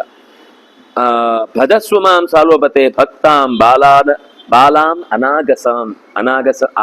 ಆಗಹ ಅಂದ್ರೆ ಪಾಪ, ಅನಾಗಸ್ ಅಂದ್ರೆ ಪಾಪವೇ ಮಾಡಿ. ನಾನು ಏನ್ ತಪ್ಪು ಮಾಡಿದ್ದೇನೆ? ನಾನ್ ಮಧ್ಯದಲ್ಲಿ ಇದ್ದೇನಷ್ಟೇ. ಅವನು ಹೀಗೆ ಕರ್ಕೊಂಡು ಹೋದ, ನೀನ್ ಹಿಂಗ್ ಬಿಟ್ಟೋದಿ. ಅವನು ಕೇಳದೆ ಬಿಟ್ಟ, ಇಲ್ಲಿಗೆ ಬಂದಿದ್ದೇನೆ, ನೀನ್ ಈಗ ಮತ್ತೆ ಎಲ್ಲಿಗೆ ಬೇಕಾದ್ರೂ ಹೋಗುದ್ರೆ ನಾನು ಎಲ್ಲಿಗೆ ಹೋಗ್ಲಿ? ನನಗೊಂದು ಬದುಕಿಗೆ ಗುರಿಯೇ ಇಲ್ಲ ಅಂತ ಆಯ್ತಲ್ವಾ? ಭಜಸ್ವ ಮಾಂ ಸಾಲ್ವಪತೆ, ಸಾಲ್ವಪತಿಯೇ ದಯವಿಟ್ಟು ನಿನ್ನನ್ನೇ ಮನಸಾರೆ ಬಯಸಿ ಬಂದ ಹೆಣ್ಣನ್ನ ಹೀಗೆ ತ್ಯಾಗ ಮಾಡಬೇಡ. ಯಾಕೆಂದ್ರೆ ಯಾವತ್ತೂ ಕೂಡ ನಾವು ಬಯಸಿದ್ ಸಿಗ್ಲಿಲ್ಲ ಅಂದ್ರೂ ನಮ್ಮನ್ನು ಬಯಸಿ ಬಂದದ್ದಕ್ಕೆ ಬೆನ್ನು ಹಾಕಬಾರದು. ಅದನ್ನ ನಾನು ನಿನ್ನ ಹತ್ರ ಬಲವಂತವಾಗಿ ಕರ್ಕೊಂಡು ಹೋದದ್ದಷ್ಟೇ ಹೊರತು ನನಗೆ ಯಾವತ್ತೂ ಕೂಡ ಭೀಷ್ಮನ ಮೇಲೆ ಪ್ರೀತಿ ಬರಲಿಲ್ಲ. ಇಲ್ಲಿ ಅವಳು ಸ್ಪಷ್ಟವಾಗಿ ಈ ಸತ್ಯ ಒಪ್ಕೊಂಡಿದ್ದಾಳೆ. ಭಕ್ತಾನಾಂ ಹಿ ಪರಿತ್ಯಾಗೋ ನ ಧರ್ಮೇಶು ಪ್ರಶಸ್ಯತೆ. ತುಂಬ ಒಳ್ಳೆ ಮಾತು. ಯಾರು ನಮ್ಮನ್ನು ತುಂಬಾ ಇಷ್ಟಪಡ್ತಾರೋ ಅಂಥವರನ್ನ ಯಾವತ್ತೂ ಕೂಡ ನಾವು ಕೈ ಚೆಲ್ಲಬಾರದು. ಭಕ್ತಾನಾಂ ಹಿ ಪರಿತ್ಯಾಗ ನ ಧರ್ಮೇಶು ಪ್ರಶಸ್ಯತೆ. ಬದುಕಿನಲ್ಲೂ ಅವನಿಗೆ ಕ್ಷೇಮ ಇಲ್ಲ, ಧರ್ಮದ ದೃಷ್ಟಿಯಿಂದಲೂ ಕೂಡ ಅದು ತಪ್ಪೆ. ಸಾಹಂ ಆಮಂತ್ರ್ಯ ಗಾಂಗೇಯಂ ಸಮರೇಶ್ವ ನಿವರ್ತಿನಂ ಅನುಜ್ಞಾತ ಚತೇನೈವ ತಥೋಹಂ ಭೃಶಮಾಗತ. ನಾನು ಆ ಹಸ್ತಿನಾವತಿಯನ್ನ ಪ್ರವೇಶ ಮಾಡುವ ಮುನ್ನವೇ ಗಾಂಗೆಯಲ್ಲಿ ಯುದ್ಧ ಆಗುವ ತನಕ ಯುದ್ಧದ ಗೋಜಿನಲ್ಲಿ ಅವನಿಗೆ ನಾವು ಏನು ಹೇಳಲಿಕ್ಕೂ ಆಗ್ಲಿಲ್ಲ. ಅವನ ಈ ಕಡೆ ಗಮನವೇ ಇರಲಿಲ್ಲ. ಸಮರೇಶು ಅನಿವರ್ತಿನಂ, ಯುದ್ಧದಲ್ಲಿ ಅವನಿಗೆ ಆಗ ಗೊತ್ತೇ ಆಗ್ಲಿಲ್ಲ, ಅವನು ನಮ್ಮ ಕಡೆಗೆ ಗಮನವೇ ಹರಿಲಿಲ್ಲ. ಅವನಿಗೆ ಅಷ್ಟು ಜನರನ್ನು ಹೇಗಪ್ಪ ಎಲ್ಲರನ್ನು ತಪ್ಪಿಸಿ ಕರ್ಕೊಂಡು ಬರ್ಬೇಕು ಅನ್ನೋದಷ್ಟೇ ಇತ್ತು. ಆದ್ರೆ ಯಾವಾಗ ಆ ಹಸ್ತಿನಾವತಿಗೆ ಬಂದ್ರು ಆವಾಗ ನಾನು ನನ್ನ ಮನಸ್ಸಿನಲ್ಲಿದ್ದ ನಿನ್ನ ಮೇಲಿನ ಪ್ರೀತಿಯನ್ನ ವಿವರಿಸಿ ಹೇಳಿದೆ. ಆಗ ಅವನು ಅನುಜ್ಞಾತ. ತಕ್ಷಣವೇ ಆಯ್ತು, ಹಾಗಾದ್ರೆ ನಿಮ್ಗೆ ನಾನು ತೊಂದರೆ ಕೊಡುವವನಲ್ಲ, ನಿನ್ನ ಬಯಕೆಯಂತೆ ಅದಕ್ಕೆ ಭೃಶಂ ಆಗತ್ತ. ನಾನು ಒಳಗೂ ಪ್ರವೇಶ ಮಾಡಲಿಲ್ಲ, ಅವನು ನನ್ನನ್ನ ಸ್ಪರ್ಶವೂ ಮಾಡಿಲ್ಲ, ಅಥವಾ ನಾವು ಅವ್ರ ಹತ್ರ ಮಧ್ಯದಲ್ಲಿ ಮಾತಾಡ್ಕೊಂಡು ನಮ್ಗಿಬ್ರಿಗೆ ಸೆಟ್ ಆಗುತ್ತೋ, ಅದಿಷ್ಟನೋ ಇದಿಷ್ಟನೋ ಇನ್ನೊಂದಿಷ್ಟನೋ ಅಂತ ನಾವು ಮಾತಾಡ್ಕೊಂಡು ಆಮೇಲೆ ಈ ವಿಷಯ ಡಿಸೈಡ್ ಮಾಡಿದ್ದಲ್ಲ. ನಂಗೆ ನಿಮ್ಗಿಂತ ಪರವಾಗಿಲ್ಲ, ನಂಗೆ ಸಾಲ್ವನೆ ಆಗ್ಬಹುದು ಅಂತ ಮಾತಾಡಿದ್ದಲ್ಲ. ನನ್ನ ಮೊದಲ ಮಾತೇ ನಾನು ಸಾಲ್ವಪತಿಯನ್ನ ಮೊದಲೇ ನೀವು ಕರ್ಕೊಂಡು ಬರುವ ಮುಂಚೆ ಇಷ್ಟಪಟ್ಟಿದ್ದೆ, ಆದ್ರಿಂದ ನನ್ಗೆ ಹೋಗ್ಬೇಕು ಅಂತ ಹೇಳಿದ ಮರುಕ್ಷಣದಲ್ಲಿ ಭೃಶಂ ತಕ್ಷಣವೇ ನನ್ನನ್ನು ಕಳುಹಿಸಿ ಕೊಟ್ಟಿದ್ದಾನೆ. ಅದರಿಂದಾಗಿ ನಸ ಭೀಷ್ಮೋ ಮಹಾಬಾಹು ಮಾಮಿಚ್ಛತಿ ವಿಷಾಂಪತೆ. ಇನ್ನೂ ಒಂದು ಮಾತು ಹೇಳ್ತೇನೆ, ಭೀಷ್ಮ ಕರ್ಕೊಂಡು ಹೋಗಿದ್ದು ಕೂಡ ನನ್ನ ಮೇಲೆ ಇಷ್ಟಪಟ್ಟಲ್ಲ. ಅವನು ಭ್ರಾತೃಹೇತೋ ಸಮಾರಂಭ ಭೀಷ್ಮಸ್ಯೇತಿ ಶ್ರುತಮ್ಮಯ. ನನಗೆ ಅಲ್ಲಿಗೆ ಹೋದ್ಮೇಲೆ ಗೊತ್ತಾಯ್ತು, ಮೊದಲು ಗೊತ್ತಿರ್ಲಿಲ್ಲ. ಅಲ್ಲಿಗೆ ಹೋದ್ಮೇಲೆ ಗೊತ್ತಾಯ್ತು, ಭ್ರಾತೃರ್ಥೆ ತಮ್ಮನಿಗೋಸ್ಕರ ಅವನು ಹೆಣ್ಣನ್ನ ಗೆದ್ಕೊಂಡು ಹೋಗಿದ್ದಾನೆ, ಅದರಲ್ಲಿ ನಾನು ಕೂಡ ಒಬ್ಬಳಾಗಿ ಬಂದೆ. ಆದ್ರಿಂದಾಗಿ ಅವನು ನನ್ನನ್ನು ಇಷ್ಟಪಟ್ಟಿಲ್ಲ. ಅಂದ್ರೆ ನಾನು ಇಷ್ಟಪಟ್ಟೆ, ನೀನ್ ಬೇರೆಯವ್ರನ್ನ ಇಷ್ಟಪಡ್ತೀಯಾ, ಹಾಗಾದ್ರೆ ಕಳಿಸ್ಕೊಡ್ತೇನೆ ಅಂತ ಕಳಿಸ್ಕೊಟ್ಟಿದ್ದಲ್ಲ. ಅವನು ತನಗೋಸ್ಕರ ಹೆಣ್ಣನ್ನ ಅಪಹರಿಸಿದ್ದೇ ಅಲ್ಲ. ತನಗಾಗಿ ಯಾವ ಉದ್ದೇಶವೂ ಕೂಡ ಈ ಯುದ್ಧದ ಹಿನ್ನೆಲೆಯಲ್ಲಿ ನಿನ್ನನ್ನು ಸೋಲಿಸಿದ್ದಕ್ಕಾಗ್ಲಿ ಅಥವಾ ರಾಜರನ್ನು ಹಿಮ್ಮೆಟ್ಟಿಸಿದ್ದಕ್ಕಾಗ್ಲಿ ಈ ಹೆಣ್ಮಕ್ಳು ನನಗ್ ಬೇಕು ಅಂತ ಅವನು ಯುದ್ಧ ಮಾಡಿದ್ದೇ ಅಲ್ಲ. ತನ್ನ ತಮ್ಮನಿಗೊಂದು ಮದುವೆ ಮಾಡಿಸ್ಬೇಕು ಅಂತ ಅನ್ನೋದಕ್ಕೋಸ್ಕರ ಈ ಮೂವರಲ್ಲಿ ಕರ್ಕೊಂಡು ಹೋದರಲ್ಲಿ ನಾನು ಒಬ್ಬಳಾಗಿದ್ದೆ. ಭಗಿನ್ಯು ಮಮತಿ ಏ ನೀತೆ ಅಂಬಿಕಾ ಅಂಬಾಲಿಕೆ ಪರೆ ಪ್ರಾದಾತ್ ವಿಚಿತ್ರ ವೀರ್ಯಾಯ ಗಾಂಗೇಯೋಹಿ ಅವೀಯಸೆ. ತನ್ನ ತಮ್ಮನಾದ ವಿಚಿತ್ರ ವೀರ್ಯನಿಗೆ ಅಂಬಿಕೆ ಮತ್ತು ಅಂಬಾಲಿಕೆಯರನ್ನು ವಿವಾಹ ಮಾಡಿ ಕೊಡ್ತೇನೆ ಅಂತ ಅವನು ಹೇಳಿದ. ನಾನು ಆಗುದಿಲ್ಲ ಹೇಳಿದ್ಮೇಲೆ ತಕ್ಷಣವೇ ನನ್ನನ್ನು ಕಳುಹಿಸಿ ಕೊಟ್ಟ. ಇದು ಶ್ರುತಮ್ಮಯ, ನನ್ನ ಎದುರುಗಡೆ ನಡೆದದಲ್ಲ, ನನಗೆ ಕಿವಿಗ್ ಬಿತ್ತು ಈ ವಿಷಯ. ಯಥಾ ಸಾಲ್ವಪತೆ ನಾಣ್ಯಂ ವರಂ ಯಾಮಿ ಕಥಂಚನ. ನನಗೆ ಇನ್ನೂ ಬೇರೆ ಒಬ್ಬ ವರನನ್ನ ಮನಸ್ಸಿನಲ್ಲಿ ಹುಡುಕ್ಲಿಕ್ಕೆ ಸಾಧ್ಯ ಇಲ್ಲ. ಯಾಕೆಂದ್ರೆ ಭೀಷ್ಮ ಇಷ್ಟಪಟ್ಟು ಕರ್ಕೊಂಡು ಹೋಗಿದ್ದಲ್ಲ. ಭೀಷ್ಮ ಕರ್ಕೊಂಡು ಹೋದಾಗ ವಿಚಿತ್ರ ವೀರ್ಯನಿಗೆ ನಾನು ಸೇರುವವಳಲ್ಲ ಅಂತ ಸ್ಪಷ್ಟಪಡಿಸಿದ್ದೇನೆ. ನಾನು ಆಗಲೂ ಈಗಲೂ ಯಾವಾಗಲೂ ಮನಸ್ಸಿನಲ್ಲಿ ಇರುವ ಒಂದೇ ಯೋಚನೆ, ಸಾಲ್ವನೇ ನನ್ನ ಪತಿ ಅಂತ. ಹಾಗಾಗಿ ಸಾಲ್ವನೇ ನನ್ನ ಮನಸ್ಸಿನ ಭಾಗ್ಯದ ದೈವ ಆದ್ರಿಂದ ನಾನು ನಿನ್ನನ್ನೇ ಹುಡ್ಕೊಂಡು ಅದಕ್ಕೋಸ್ಕರ ಇಲ್ಲಿಗೆ ಬಂದಿದ್ದೇನೆ. ನಾಣ್ಯಂ ವರಂ ವರಯಾಮಿ, ಇನ್ಯಾವ ಗಂಡನನ್ನು ಕೂಡ ನಾನು ವರಿಸಲಾರೆ. ತ್ವಾಮೃತೆ ಪುರುಷ ವ್ಯಾಘ್ರ ತಥಾ ಮೂರ್ಧಾನಮಾಲಭೆ. ತಲೆ ಮೇಲೆ ಕೈ ಇಟ್ಕೊಂಡು ಹೇಳ್ತೇನೆ. ಆಲಭೆ ಅಂದ್ರೆ ಪ್ರತಿಜ್ಞೆ ಮಾಡ್ತೇನೆ. ನನ್ನ ತಲೆ ಮೇಲೆ ಆಣೆ ಇಡುದು ಅಂತ ನಾವು ಸಾಮಾನ್ಯ ಹೇಳುದು. ತಲೆ ಮೇಲೆ ಕೈ ಇಟ್ಟು ಹೇಳ್ತೇನೆ, ನಾನು ನಿನ್ನನ್ನು ಹೊರತುಪಡಿಸಿ ಬೇರೆ ಯಾರನ್ನು ಪ್ರೀತಿಸ್ಲಿಲ್ಲ, ನಾನು ಬೇರೆ ಯಾರನ್ನು ಕೂಡ ಇಷ್ಟಪಡ್ಲಿಲ್ಲ, ನನ್ನನ್ನು ಕೂಡ ಬೇರೆ ಯಾರು ಇಷ್ಟಪಡ್ಲಿಲ್ಲ. ಈಗ ನಾನು ಇಷ್ಟಪಡ್ಲಿಲ್ಲ ಅಂದ್ರು ಬೇರೆಯವರು ನನ್ನ ನೋಡು, ಅವ್ನು ನಿನ್ನನ್ನು ಇಷ್ಟಪಟ್ಟಿದ್ದಾನೆ, ಅವನು ಮನಸ್ಸಲ್ಲಿ ನಿನ್ ಬಗ್ಗೆ ಇದೆ, ನಾನು ಹೇಗೆ ನಿನ್ನನ್ನು ಕರ್ಕೊಳ್ಳಿ ಅಂತ ಈ ತರ ಮಾತಾಡುವುದಕ್ಕೂ ಅವಕಾಶ ಇಲ್ಲ. ನ ಚಾನ್ಯ ಪೂರ್ವ ರಾಜೇಂದ್ರ ತ್ವಾಮಹಂ ಸಮುಪಸ್ಥಿತ ಸತ್ಯಂ ಬ್ರವೀಮಿ ಸಾಲ್ವೈತತ್ ಸತ್ಯೇನಾತ್ಮಾನ ಮಾಲಭೆ. ಮತ್ತೆ ಪ್ರತಿಜ್ಞೆ ಮಾಡ್ತೇನೆ, ನ ಚಾನ್ಯ ಪೂರ್ವ ರಾಜ, ನೀನೇನೋ ಬೇರೆಯವರು ನಿನ್ನನ್ನು ಬಯಸಿದ ಮೇಲೆ ನಾನು ನಿನ್ನನ್ನು ಬಯಸ್ತಾ ಇದ್ದೇನೆ ಅಂತ ನೀನು ಹೇಳ್ತಾ ಇದ್ದಿ. ಯಾರೂ ನನ್ನನ್ನು ಬಯಸ್ಲಿಲ್ಲ, ನಾನು ಯಾರನ್ನು ಬಯಸ್ಲಿಲ್ಲ. ತ್ವಾಮಹಂ, ಅದಕ್ಕೋಸ್ಕರನೇ ನಾನು ನಿನ್ನ ಹತ್ರ ಸಮುಪಸ್ಥಿತಿ. ಇಲ್ಲ ಅಂದ್ರೆ ಅಲ್ಲಿಗೆ ಹೋಗಿ ಅಲ್ಲೇ ಚೆನ್ನಾಗಿದೆ ಅಂದ್ರೆ ಇರ್ಬೋದಿತ್ತಲ್ಲ. ನೀನೊಂದು ಆಪ್ಷನ್ ಅಲ್ಲ ನನಗೆ, ನೀನೇ ನನ್ನ ಬದುಕಿನ ಪ್ರಧಾನ ವಿಷಯ. ಸತ್ಯಂ ಬ್ರವೀಮಿ, ನಾನು ಸತ್ಯ ಹೇಳ್ತಾ ಇದ್ದೇನೆ ಸಾಲ್ವಾ ಏತತ್ ಸತ್ಯೇನ ಆತ್ಮಾನ ಮಾಲಭೆ. ನಾನು ಹೇಳಿದ್ದು ಸತ್ಯವೇ ಆಗಿದೆ ಅಂತ ಮತ್ತೆ ತಲೆ ನೆತ್ತಿ ಮುಟ್ಟಿ ಹೇಳ್ತೇನೆ. ಮೂರ್ಧಾನ ಮಾಲಭೆ, ಆತ್ಮಾನ ಮಾಲಭೆ, ಎದೆ ಮುಟ್ಟಿ ಹೇಳ್ತೇನೆ, ತಲೆ ಮುಟ್ಟಿ ಹೇಳ್ತೇನೆ, ನಾನು ಸತ್ಯವಾಗಿಯೂ ನಿನ್ನನ್ನೇ ಪ್ರೀತಿಸಿದ್ದೇನೆ. ಭಜಸ್ವ ಮಾಂ ವಿಶಾಲಾಕ್ಷ ಸ್ವಯಂ ಕನ್ಯಾಂ ಉಪಸ್ಥಿತಾಂ. ತಾನಾಗಿ ಬಂದ ಹೆಣ್ಣಿವಳು, ಬೇರೆ ಯಾರಿಂದಲೋ ಬಯಸಿ ಅವಳು ಸಿಗದೆ ಇನ್ನೇನೋ ಆಸೆ ಪಟ್ಟು ಒಟ್ಟೆಲ್ಲೋ ಒಂದು ಬದುಕೆದುರಾಯ್ತು ಅಂತ ಬಂದವಳಲ್ಲ. ಸ್ವಯಂ ತಾನೇ ಮನಸ್ಪೂರ್ವಕವಾಗಿ ಸಾಲ್ವನನ್ನು ಇಷ್ಟಪಟ್ಟೇ ಬಂದವಳು ಇವಳು. ಅನನ್ಯ ಪೂರ್ವಾಂ ರಾಜೇಂದ್ರ ತ್ವತ್ಪ್ರಸಾದಾಭಿಕಾಂಕ್ಷಿಣಿ. ನಿನ್ನ ಮುಖದಲ್ಲಿ ನಗು ನೋಡ್ಬೇಕು ಅಂತ ಅನ್ನೋದು ಒಂದೇ ನನ್ನ ಬದುಕಿನ ಆಸೆ. ನಿನ್ನ ಜೊತೆಗೆ ಸಂತೋಷವಾಗಿರಬಲ್ಲೆ ಅನ್ನುವ ಒಂದೇ ಅಪೇಕ್ಷೆಯಿಂದ ನಾನು ಇಲ್ಲಿ ತನಕ ಬಂದೇನೆ. ಬೇರೆ ಎಲ್ಲಿ ಇದಕ್ಕಿಂತ ಹೆಚ್ಚಿನ ಭೋಗ ವೈಭೋಗಗಳು ಸಿಕ್ಕಿದ್ರು ಕೂಡ ನಾನು ಅಲ್ಲಿ ಖುಷಿ ಪಡುವವಳಲ್ಲ. ನನಗೆ ನಿನ್ನ ಜೊತೆಗೆ ಸಾಮಾನ್ಯವಾದ ಬದುಕು ನಡೆಸಿದ್ರು ಕೂಡ ಅದು ಸಂತೋಷಕರವಾದ ಬದುಕು. ತಾಮೇವಂ ಭಾಷಮಾಣ ಅಂತೂ ಸಾಲ್ವ ಕಾಶಿಪತೆ ಸುತಾಂ ಅತ್ಯಜತ್ ಭರತ ಶ್ರೇಷ್ಠ ಜೀರ್ಣಾಂ ತ್ವಚಂ ಇವೋರಗ. ಹೇಗೆ ಮೈಯಲ್ಲಿ ಬೆಳೆದಂತಹ ಚರ್ಮವನ್ನ ಸರ್ಪ ಸ್ವಲ್ಪವೂ ಅಯ್ಯೋ ನನ್ನ ಚರ್ಮ ಅಂತ ಆಸೆ ಪಡದೆ ಕಲ್ಲಿನ ಮಧ್ಯಕ್ಕೆ ಹೋಗುತ್ತದು, ಇಷ್ಟೇ ಸಣ್ಣ ಜಾಗ ಇರುವ ಜಾಗಕ್ಕೆ ಹೋಗುತ್ತೆ, ಹೋಗಿ ಅದರ ಮಧ್ಯದಲ್ಲಿ ತೂರಿ ತನ್ನ ಆ ಹಳೆಯ ಚರ್ಮವನ್ನ ಬಿಟ್ಟುಬಿಡುತ್ತೆ. ಅದು ನೋಡ್ಲಿಕ್ಕೆ ಬಿಟ್ಟ ಮೇಲೆ ಒಂದು ಸರ್ಪವೇ ಸತ್ತು ಬಿದ್ದಿದೆ ಅನ್ನೋ ತರ ಇರುತ್ತೆ ಅದು ನೋಡ್ಲಿಕ್ಕೆ. ಹೇಗೆ ಅಂದ್ರೆ ಅವ್ರ ಪ್ರಕೃತಿಯನ್ನು ಎಷ್ಟು ಗಮನಿಸಿದ್ರು, ಒಂದು ಉದಾಹರಣೆ ಕೊಡುವಾಗ ಅವಳ ಆ ಜೀರ್ಣವಾದ ತೊಗಲನ್ನ ಚರ್ಮವನ್ನ ಹೇಗೆ ಸರ್ಪ ಒಂದು ಸ್ವಲ್ಪವೂ ಅದರ ಮೇಲೆ ವ್ಯಾಮೋಹ ಇಲ್ಲದೆ ಹೇಗೆ ಬಿಡುತ್ತೋ ಹಾಗೆ ಕಾಶಿಪತಿ ತಕ್ಷಣವೇ ಅತ್ಯಜತ್ ಭರತ ಶ್ರೇಷ್ಠ ಕಾಶಿಪತಿಯ ಮಗಳಾದಂತಹ ಅಂಬೆಯನ್ನ ಸಾಲ್ವನು ಸ್ವಲ್ಪವೂ ತನ್ನೊಳಗೆ ಅವಳಿಗೆ ಏನಾಗಬಹುದು, ಅವಳ ಮನಸ್ಸಲ್ಲಿ ಏನಿರಬಹುದು, ಅಥವಾ ನಾನು ಬಿಟ್ರೆ ಸರಿಯೋ ತಪ್ಪೋ, ಧರ್ಮದ ವಿವೇಚನೆಯಲ್ಲಿ ಏನ್ ಹೇಳ್ತಾರೆ, ಇದು ಯಾವುದನ್ನು ಯೋಚನೆ ಮಾಡದೆ ಅನಾಯಾಸವಾಗಿ ಅತ್ಯಜತ್ ಅವಳನ್ನ ಬಿಟ್ಬಿಟ್ಟ. ಏವಂ ಬಹುವಿಧೈರ್ವಾಕ್ಯೈ ಯಾಚ್ಯಮಾನಸ್ತದಾ ತಯಾ ನೃಪಃ. ಅವನು ಬಿಟ್ಟೆ ಅಂತ ಹೇಳಿದ ಮೇಲೂ ಅವಳು ಹಲವು ರೀತಿಯಿಂದ ರಾಜನನ್ನ ಮನವೊಲಿಸ್ಲಿಕ್ಕೆ ಬೇಕಿರುವ ಮಾತುಗಳನ್ನ ಆಡಿದ್ಲು. ನಾ ಶ್ರದ್ಧದತ್ ಸಾಲ್ವಪತಿ, ಆದ್ರೆ ಅವಳು ಯಾವ ಮಾತಿನಲ್ಲೂ ಭರವಸೆ ಇಡ್ಲಿಲ್ಲ, ವಿಶ್ವಾಸ ಇಡ್ಲಿಲ್ಲ. ಕನ್ಯಾಯಾಂ ಭರತರ್ಷಭ ತತಸ್ಸ ಮನ್ಯುನಾವಿಷ್ಟ ಜ್ಯೇಷ್ಠ ಕಾಶಿಪತೆ ಸುತ.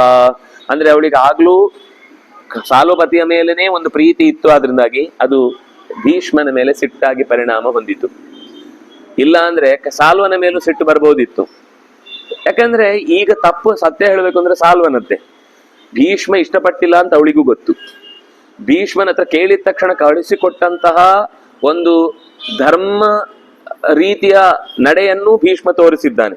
ಎಲ್ಲರ ಮುಂದೆ ಡಿಸ್ಕಷನ್ ಮಾಡಿಯೇ ಇಲ್ಲ ಇನ್ನೊಬ್ಬರನ್ನ ಅಪೇಕ್ಷಿಸಿದವಳನ್ನ ನಾವು ಕರ್ಕೊಳ್ಳೋದು ಸರಿಯಲ್ಲ ಅಂತ ಮೀಟಿಂಗು ಅವಳಿಗೆ ಎದುರುಗಡೆ ಕಾಣುವ ಹಾಗೆ ಆಗಿಯೇ ಯೋಗ್ಯವಾದ ವ್ಯಕ್ತಿಗಳ ಜೊತೆಗೆ ಕಳುಹಿಸಿಕೊಟ್ಟಿದ್ದಾರೆ. ಇಷ್ಟೆಲ್ಲ ಭೀಷ್ಮನ ನ್ಯಾಯ ಇದ್ರೂ ಕೂಡ ಅವಳಿಗೆ ಸಿಟ್ಟು ಬಂದದ್ದು ಭೀಷ್ಮನ ಮೇಲೆ. ಯಾಕೆ ಅಂದ್ರೆ ಸಾಲ್ವನ ಮೇಲೆ ಪ್ರೀತಿ ಇತ್ತು.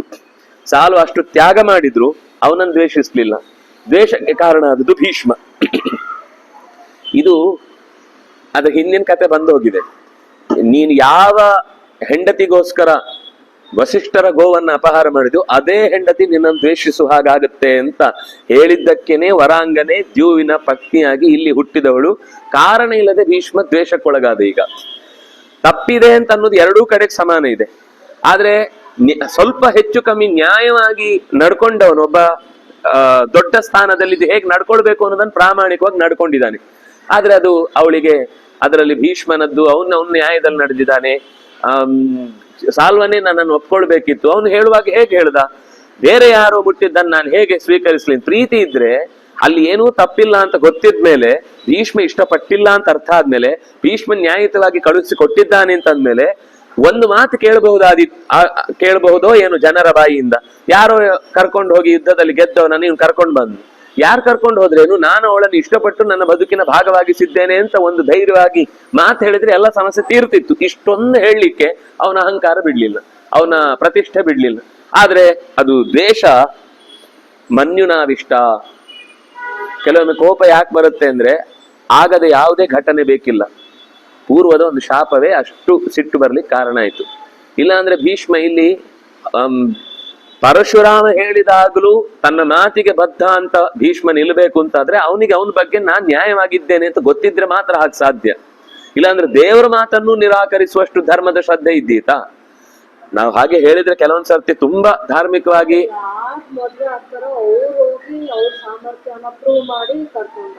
ಅದು ಅವಳಿಗೂ ಗೊತ್ತಾಯ್ತಲ್ಲ. ಈಗ ಅದನ್ನ ಇಟ್ಟಿರೋದು ಏನಕ್ಕೆ ಅಂತ, like to test that person's strength before giving. ಅದೇ ಏನಂದ್ರೆ ನಮ್ಗೆ ಈ ಕಥೆಯಲ್ಲಿ ಜಸ್ಟಿಸಿಗೆ ಬರದ ಹಾಗೆ ಆಗ್ಲಿಕ್ಕೆ ಕಾರಣ ಒಂದು ಗುಟ್ಟಾಗಿ ಅವ್ರು ಒಳಗಿಂದ ಮಾತಾಡ್ಕೊಂಡಿದ್ದು. ಈಗ ಒಂದು ವೇಳೆ ಸಾಲ್ವ ಭೀಷ್ಮನಲ್ಲದೆ ಬೇರೆಯವರಿಂದನೂ ಸೋತಿದ್ರೆ ಕತೆ ಏನಿತ್ತು? ತಪ್ಪಲ್ಲ, ನಾನು ತಪ್ಪು ಅಂತ ಹೇಳಿಲ್ಲ. ನಾವ್ ಅನ್ಕೊಂಡ ಹಾಗೆ ಎಲ್ಲ ಆಗತ್ತೆ ಅಂತ ಇಲ್ವಲ್ಲ. ಮತ್ತೆ ಸಾಲ್ವನೇ ತನ್ನ ಪ್ರೀತಿಯನ್ನು ನಿವೇದಿಸಿಕೊಂಡದ್ದು ಅಂತ ಹೇಳಿದ್ಮೇಲೆ ಈಗ ಅವಳು ಬಂದು ಕೇಳಿದಾಗ ಒಪ್ಕೊಳ್ಬೋದಿತ್ತಲ್ವಾ? ಹಾಗಿದ್ರೆ ಭೀಷ್ಮನ ಮುಖಕ್ಕೆ ನಾವು ಎಲ್ಲರೂ ಕೂಡ ಒಂದೇ ಸರ್ತಿಗೆ ತಪ್ಪು ತಪ್ಪು ಅಂತ ತೋರಿಸ್ಲಿಕ್ಕೆ ಕಾರಣ ಅವನು ಪಡೆದ ಶಾಪ. ಯಾವ ಕಾರಣಕ್ಕೆ ಗುರುಗಳ ಅವಮರ್ಯಾದೆಗೆ ಕಾರಣನಾದ್ನೋ ಆವಾಗ ನಾವು ಮಾಡದ ತಪ್ಪಿಗೆಲ್ಲ ಶಿಕ್ಷೆ ಅನುಭವಿಸ್ಲೇಬೇಕಾಗತ್ತೆ. ಅಂದ್ರೆ ಕೆಲವೊಂದ್ ಸರ್ತಿ ನಾವು ಹೇಳೋದುಂಟಲ್ಲ, ನಮ್ಗೆ ತಪ್ಪೇ ಇಲ್ಲದೆ ಇದ್ರೆ ಯಾಕೆ ಶಿಕ್ಷೆ ಆಗತ್ತೆ ಅಂತ. ಇಂಥದ್ದೆಲ್ಲ ಇರುತ್ತೆ. ಅಂದ್ರೆ ಇದೊಂದು ನಮ್ಗೆ ಸೂಚನೆ. ಭೀಷ್ಮಾಚ ಅಂದ್ರೆ ದ್ಯೂ ಯಾವಾಗ ವಸಿಷ್ಠರ ತನಗೆ ಗುರುಗಳಾಗಿರ್ಬೇಕಾದವರ, ಅದು ಯಾರಿಗೆ ತನಗೋಸ್ಕರ ತನ್ನ ಹೆಂಡತಿ ಹೇಳಿದ್ದು, ಆ ಹೆಂಡತಿ ತನ್ನ ಫ್ರೆಂಡಿಗೆ ಹೇಳಿದ್ದಕ್ಕೆ ಇವರು ಹೋಗಿ ಹೆಲ್ಪ್ ಮಾಡ್ಲಿಕ್ಕೆ ಹೋದ್ರು. ಎಲ್ಲಿಂದ ಎಲ್ಲಿಗೆ ಸಂಬಂಧ? ಗುರುಗಳ ಗೋವಿಗೆ ಅನ್ಯಾಯ ಮಾಡುವುದೇ ತಪ್ಪು, ಗೋವನ್ನು ಅಪಹರಿಸುವುದು ಅಂತ ಅನ್ನೋದು ಇನ್ನೂ ದೊಡ್ಡ ತಪ್ಪು, ಅದು ಗುರುಗಳ ಗೋವನ್ನು ಅಪಹರಿಸಿ ಇನ್ನೂ ತಪ್ಪು. ಮತ್ತು ಗುರುಗಳ ಸ್ವಂತದ್ದು ಅಲ್ಲದು, ದೇವತೆಗಳು ಅವ್ರ ಹತ್ರ ನ್ಯಾಸವಾಗಿ ಇಟ್ಟದ್ದು, ಅವ್ರು ವಾಪಸ್ ದೇವತೆಗಳಿಗೆ ಎಲ್ಲಿದೆ ಅಂತ ಕೇಳಿದ್ರೆ ಕೊಡ್ಬೇಕು ಅವ್ರು. ಅಂತ ಸೊತ್ತು. ಈಗ ವಸಿಷ್ಠರಿಗೆ ತಮ್ಮದೇ ಗೋವು ಹೋಗಿದ್ರೆ ಅಷ್ಟು ತಲೆ ಕೆಡಿಸ್ಕೊಳ್ತಾರೆ, ಆಯ್ತು ಯಾರೋ ಒಬ್ಬ ಗೋವು ಸಾಕೊಳ್ತಾನೆ, ಹಸು ಇಲ್ಲದವನಿಗೆ ಆಗುತ್ತೆ ಅಂತ. ಅವ್ರಿಗೆ ಹಾಗಿಲ್ಲಲ್ಲ, ಅವ್ರು ಕಳ್ಕೊಂಡ ಮೇಲೆ ವಾಪಸ್ ದೇವತೆಗಳು ಕೇಳಿದ್ರೆ ನ್ಯಾಸವಾಗಿಟ್ಟದನ್ನು ವಾಪಸ್ ಕೊಡ್ಬೇಕು. ಅಂತಹ ಒಂದು ದೊಡ್ಡ ವರ್ತುಲದಲ್ಲಿ ಸಿಕ್ಕಿ ಹಾಕೊಂಡಿದ್ದರ ಶಾಪದ ಪರಿಣಾಮ ಈಗ ಈ ವಿಷವರ್ತುಲದಲ್ಲಿ ಭೀಷ್ಮ ಸಿಕ್ಕಿ ಹಾಕಿಕೊಳ್ಬೇಕಾಯ್ತು. ಆದ್ರಿಂದ ಅಬ್ರವೀತ್ ಏನ್ ತಪ್ಪು? ಅದೇ ಈ ವ್ಯವಸ್ಥೆ ತಪ್ಪು ಅನ್ನೋದನ್ನ ನಾವು ಈ ಶಾಪದ ಹಿನ್ನೆಲೆಯಲ್ಲಿ ಯೋಚನೆ ಮಾಡಿದ್ರೆ ಯಾವುದನ್ನು ಸರಿ ತಪ್ಪು ವಿವರಣೆ ಕೊಡುವುದೇ ಕಷ್ಟ. ಭೀಷ್ಮ ಅನುಭವಿಸ್ಬೇಕಿತ್ತ ಅನುಭವಿಸಿದ.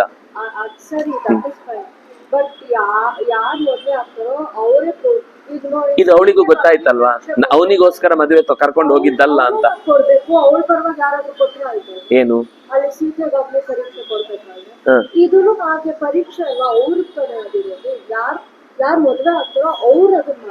ಅವಳೇ ಅದನ್ನ ಹೇಳಿದ್ಲಲ್ವಾ, ಭ್ರಾತೃರ್ಥೆ ಅಂತ ನನಗೆ ಗೊತ್ತಾಯ್ತು, ಅದರಿಂದಾಗಿ ನಾನು ಅಲ್ಲಿಗೆ ಹೋಗಲ್ಲ, ಭೀಷ್ಮ ನನ್ನನ್ನು ಇಷ್ಟಪಟ್ಟಿಲ್ಲ, ಭೀಷ್ಮನಿಗೆ ನಾನು ಮನಸ್ಸು ಕೊಡ್ಲಿಲ್ಲ.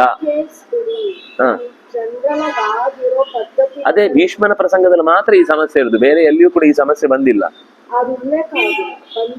ಇಲ್ಲ, ಯಾರು ಬೇರೆಯವ್ರಿಗೋಸ್ಕರ ಗೆದ್ದಿದ್ದು ಒಂದೇ, ಅದು ಗೆಲ್ಲಿಕ್ ಪ್ರಯತ್ನ ಪಟ್ಟದ್ದು ಒಂದೇ ಕಾರಣ, ದುರ್ಯೋಧನೆಗೋಸ್ಕರ ದ್ರೌಪದಿಯನ್ನು ಗೆಲ್ಲಬೇಕು ಅಂತ ಹೋದ, ಆಗ್ಲಿಲ್ಲ. ಅದೇ ಅವ್ರ ಪ್ರೀತಿ ಅಂತ ಹೇಳುದು, ನಾನು ನನ್ನ ಯಜಮಾನನಿಗೆ ಕೊಡುವ ಪ್ರೀತಿ ಅಂತ ಕಾರಣ. ಅಂತದ್ದು ಯಾವ ಬಹಳ ಕಮ್ಮಿ ವಿಷಯ ಇರುದು. ಸಾಮಾನ್ಯವಾಗಿ ನೀವು ಹೇಳಿದ ಹಾಗೇನೆ ಯಾರು ಗೆಲ್ತಾರೋ, ಹಸಿವು ವಿಷಯ ಬೇರೆ, ಇದು ವಿಷಯ ಬೇರೆ. ಹಸಿವು ಹಾಗೆ ಆಗುತ್ತೆ, ಕರ್ಮ ಹಾಗೆ ಆಗುತ್ತೆ.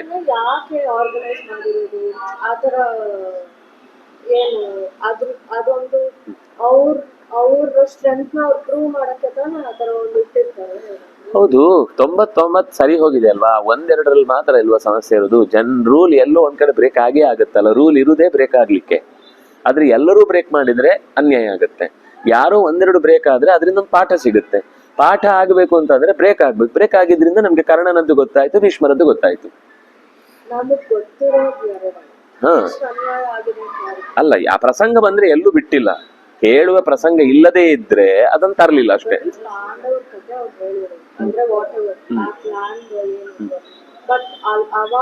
ಎಷ್ಟು ಯುದ್ಧಗಳ ಕತೆ ಬಂದಿದೆ, ಎಷ್ಟು ಯುದ್ಧಗಳ ಕಥೆಯಲ್ಲಿ ಅವರವರೇ ಗೆದ್ದಿದ್ದಾರೆ, ಅವರವರೇ ಮದುವೆ ಆಗಿದ್ದಾರೆ. ಅದೇ ನಾನು ಹೇಳಿದ್ದು, ಎಷ್ಟು ಜನ ಎಷ್ಟು ಕಡೆಗಳಲ್ಲಿ ಗೆದ್ದು ಅವರವರೇ ಕರ್ಕೊಂಡು ಹೋಗಿದ್ದಾರೆ.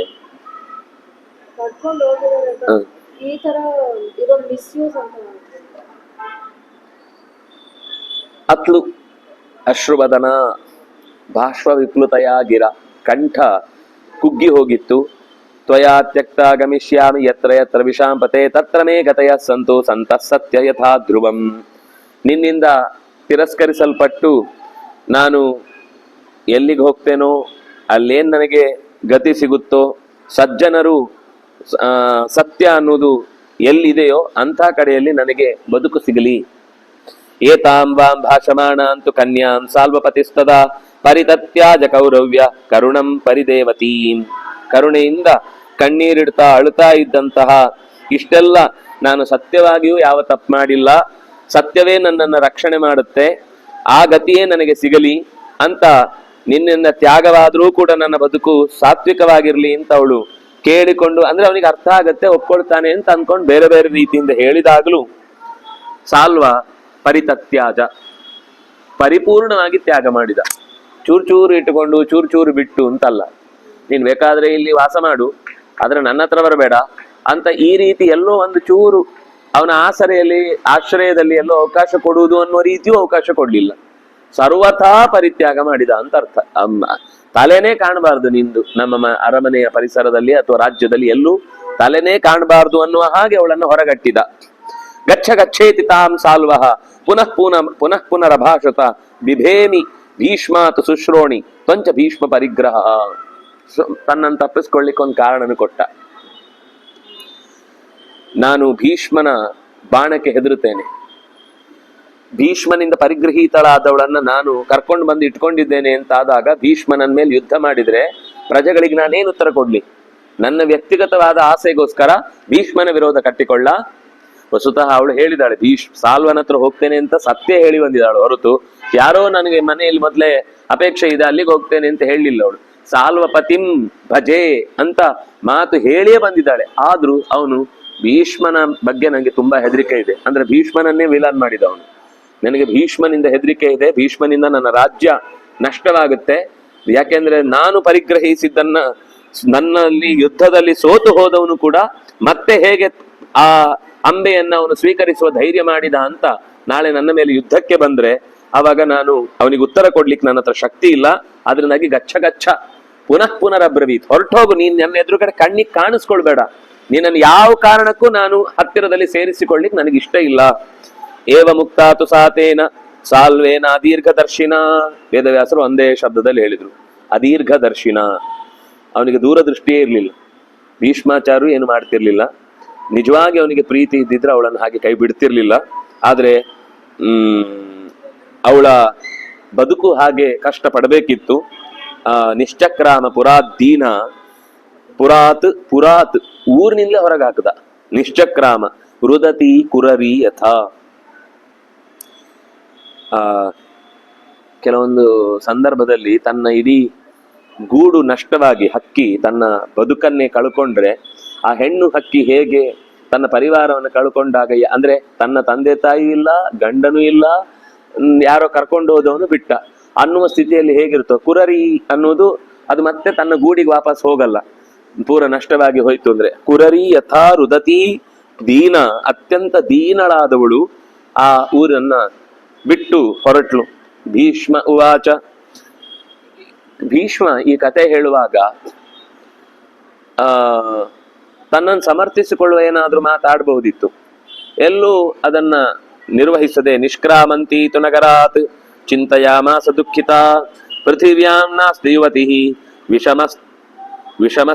ವಿಷಮಸ್ತರಾಮಯ. ಆ ಯುವತಿ ತುಂಬಾ ಕಷ್ಟದ ಸ್ಥಿತಿಯಲ್ಲಿದ್ಲು.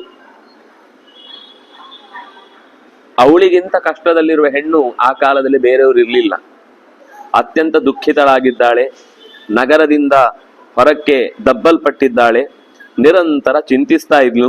ಬಂದು ಬೆರವಿಪ್ರಹೀಣಾಸ್ಮಿ ಸಾಲ್ವೇನ ಚ ನಿರಾಕೃತ ನ ಚ ಶಕ್ಯಂ ಪುನರ್ಗಂತುಂ ಮಯಾ ವಾರಣಸಾಹ್ವಯಂ.